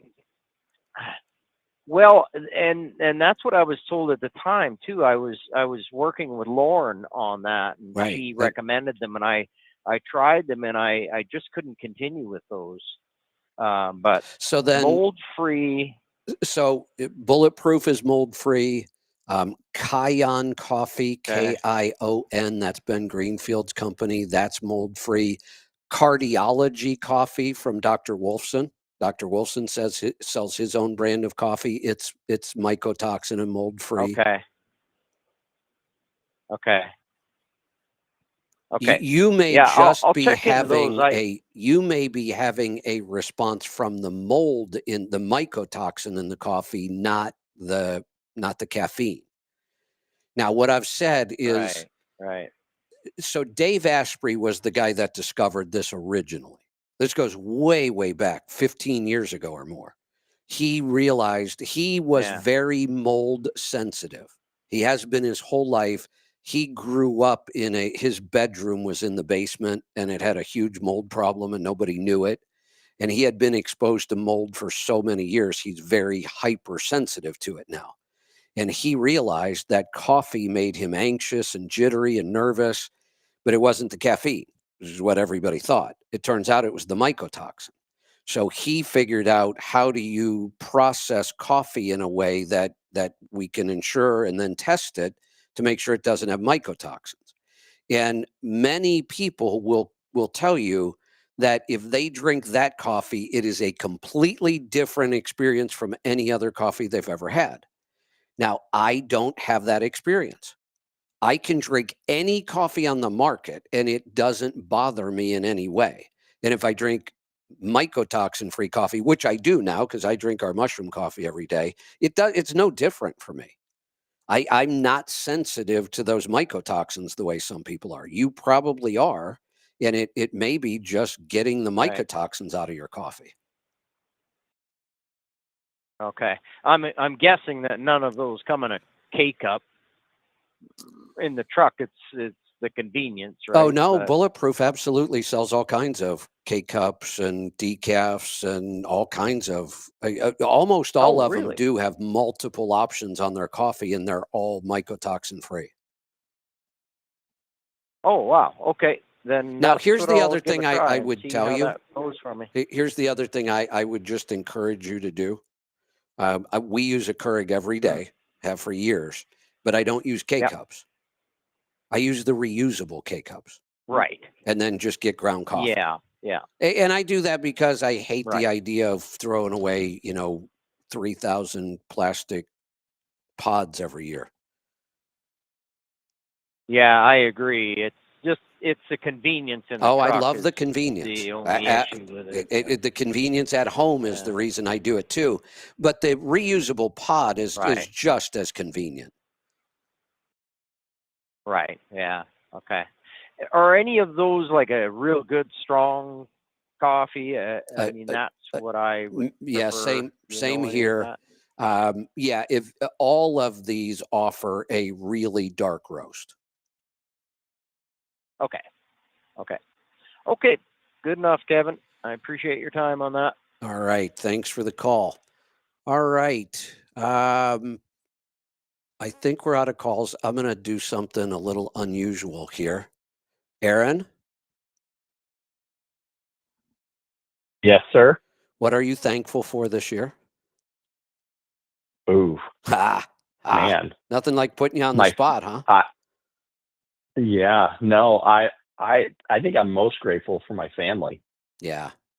and for health. Yeah. Holy cow. You've got I some mean, I pretty was just, exciting things going on with your family. You always do. yeah, I do. Yeah. Daughter's Morgan, who works for us, and I'm sharing it for everyone else, Yeah. is getting married here in, man, just a few weeks. I know. That's exciting. And then my son is on a mission in New Zealand. And Wow. so I'm so jealous. yeah, he's loving that. I know. I know he sends Jeez. videos. He's like a 5-minute walk from the ocean, Wow. and it's just beautiful there. He's out in the country and not in the towns, but Hey, yeah, he's it, loving it. you know what might be fun? This- Ah, We should get Caden on with Paul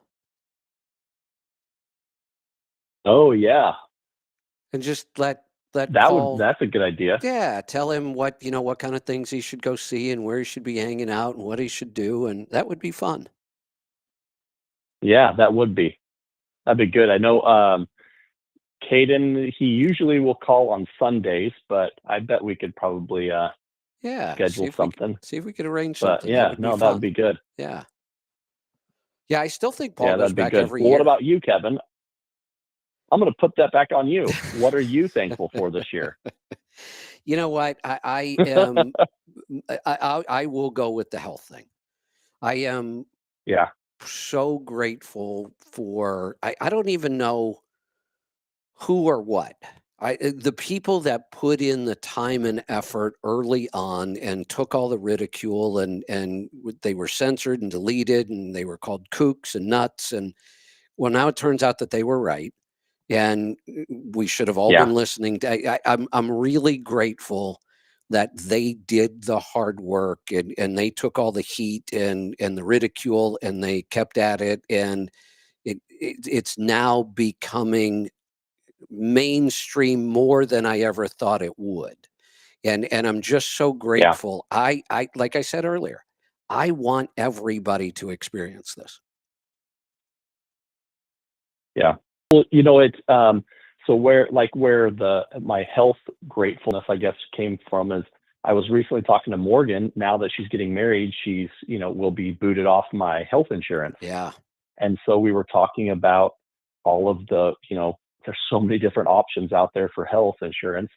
And what we found is, doing a Christian health ministry, like health sharing plan. Right. And that's worked really good for our family forever because we are blessed. We don't, my kids have, broken bones, the normal stuff with riding snowmobiles and motorcycles, but we've been pretty blessed with being healthy. Yeah. And I mean, man, before Let's Truck, when I was working in college, it was like $1,500 a month for health insurance.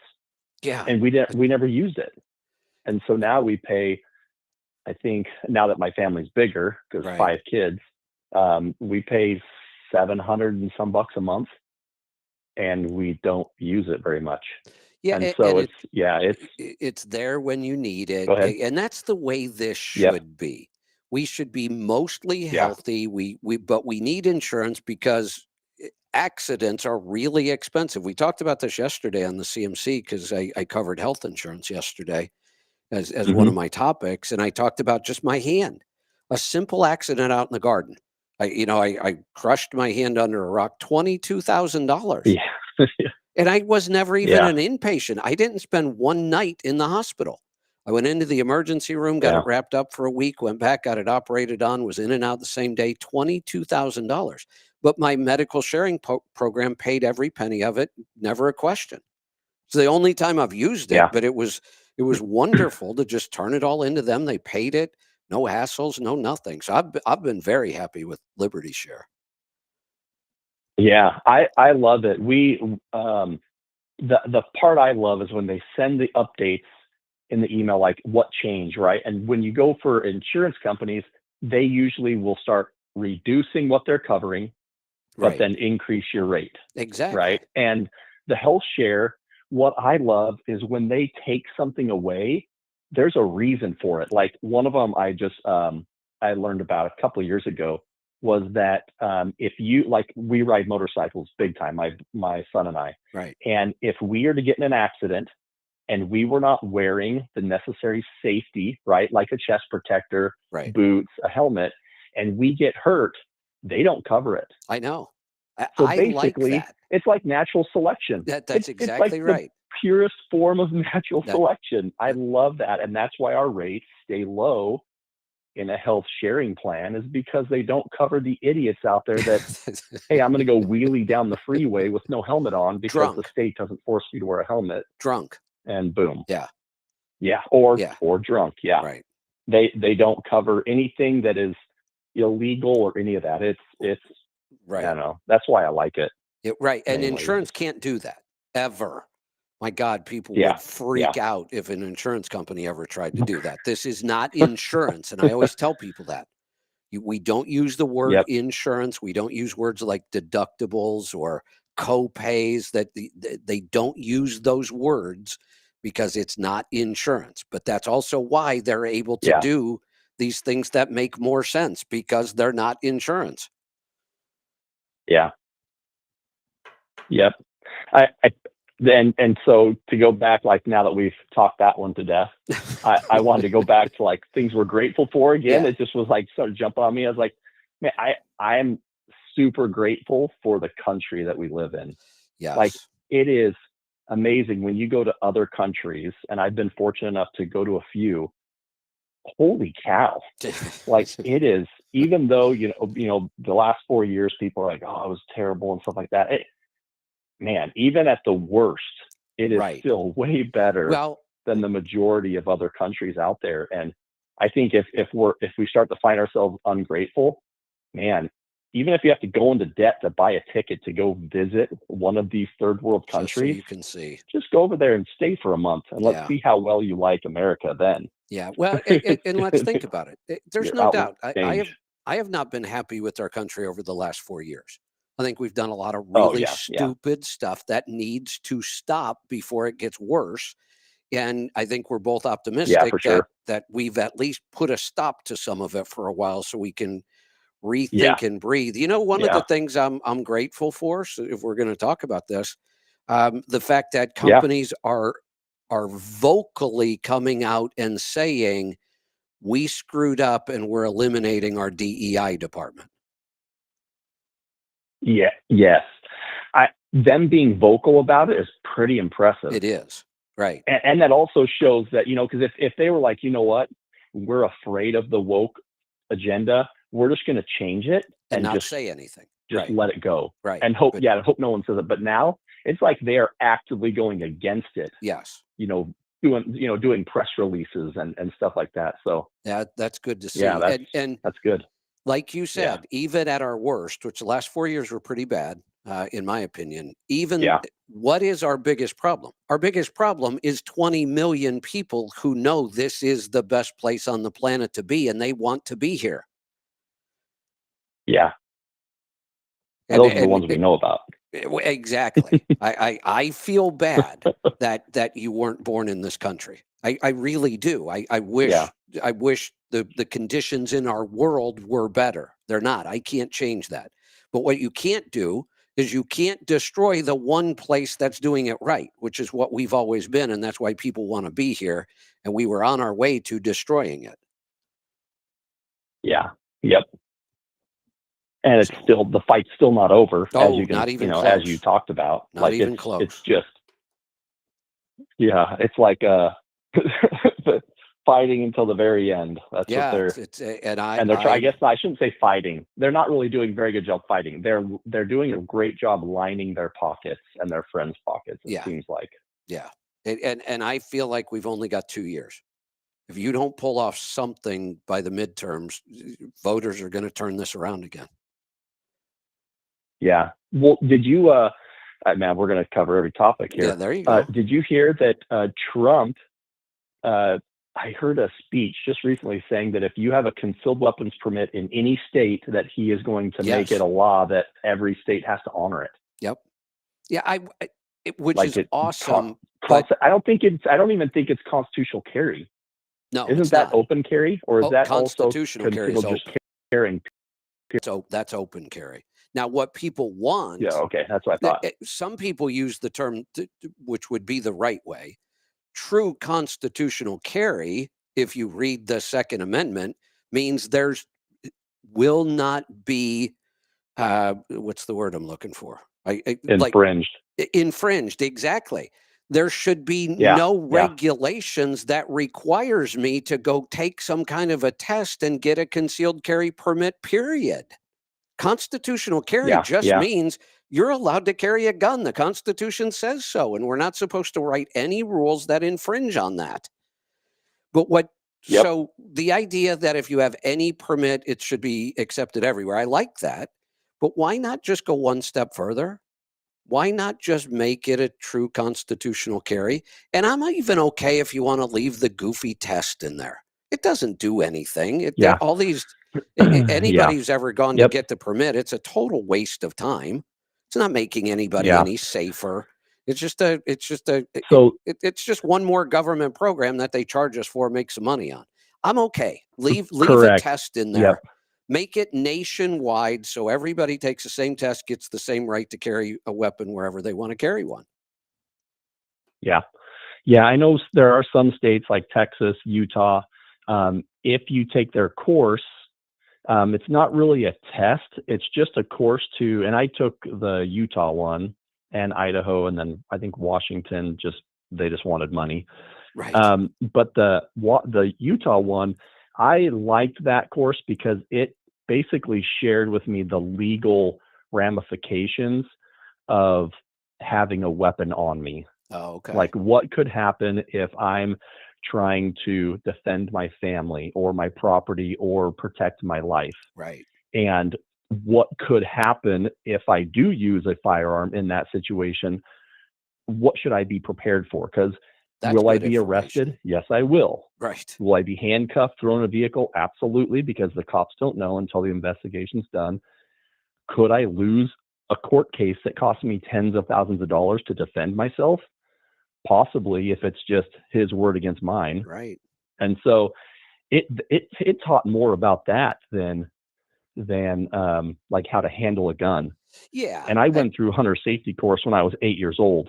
So, I mean, I grew up with a gun in my hand, so it wasn't a big deal. But if they could put gun safety back in the schools, yeah, and teach that, yeah, oh my gosh, it would be so much better.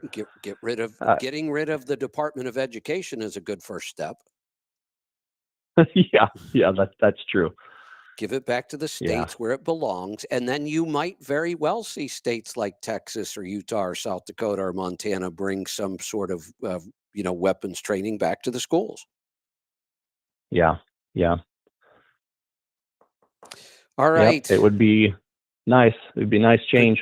Do you see what time it is? I don't know. I'm gonna have to like put my in days for usually overtime. fly by. Oh yeah, 11. Oh hey. It's 11. Okay, well then one more, I guess. All right, go because ahead.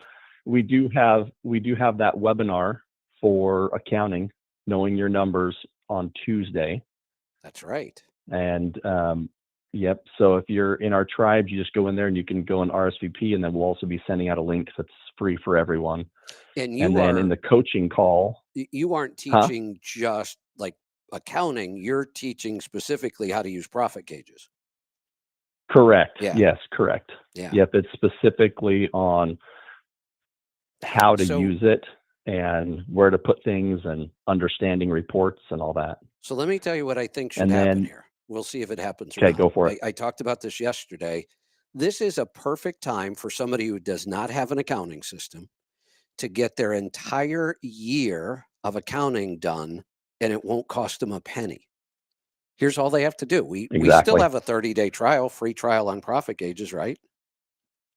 Yep, we do. And with this, if they show up to the webinar, if they've already used the trial, we will be resetting their trial. So if they jump into the webinar, we're going to reset it, no charge. It'll all automatically be done. So they just join, and right after the webinar, they can go and use profit gauges again and do another year if they had used the year, a while ago. So if they sign up for a free trial of profit gauges next week during the webinar, that's December, they would be able, so November will be over with. Once they learn how, you can do a month in about 20 minutes. So they would be able to go all the way back to January, do January through November. You could do it in one day. You could certainly do it in a weekend. And now you've got all of your accounting done up until December. You've got a report for every month. Now you still have 30 days. When December ends, you can just go in and take 20 more minutes and add December. You have your whole year's worth of accounting done. You have a tax report in your hand, one page to give your accountant, and it didn't cost you a penny. Yeah. Yep. Just a little bit of time. Yeah. That's it. And you'll probably know more about your business than you ever have. Absolutely. So I am expecting we're going to get thousands of people doing this, right? Well, if they were smart, yes. Yeah, there we go. Yes, at least having some form of accounting in their business, for sure. Our tribe is smart, so they're going to sign up for this. That's right. We know That's that. right. All right, Aaron, good stuff. It's time to go, or I am going to put in for overtime. That's right. All right. We'll have a good Thanksgiving, Kevin. You too. Have a good Thanksgiving. Have a great weekend. Everybody have a great Thanksgiving and a great weekend, and we will see you back here on Monday. Be safe, be profitable, be fit and healthy. Always do the hard work and master the journey.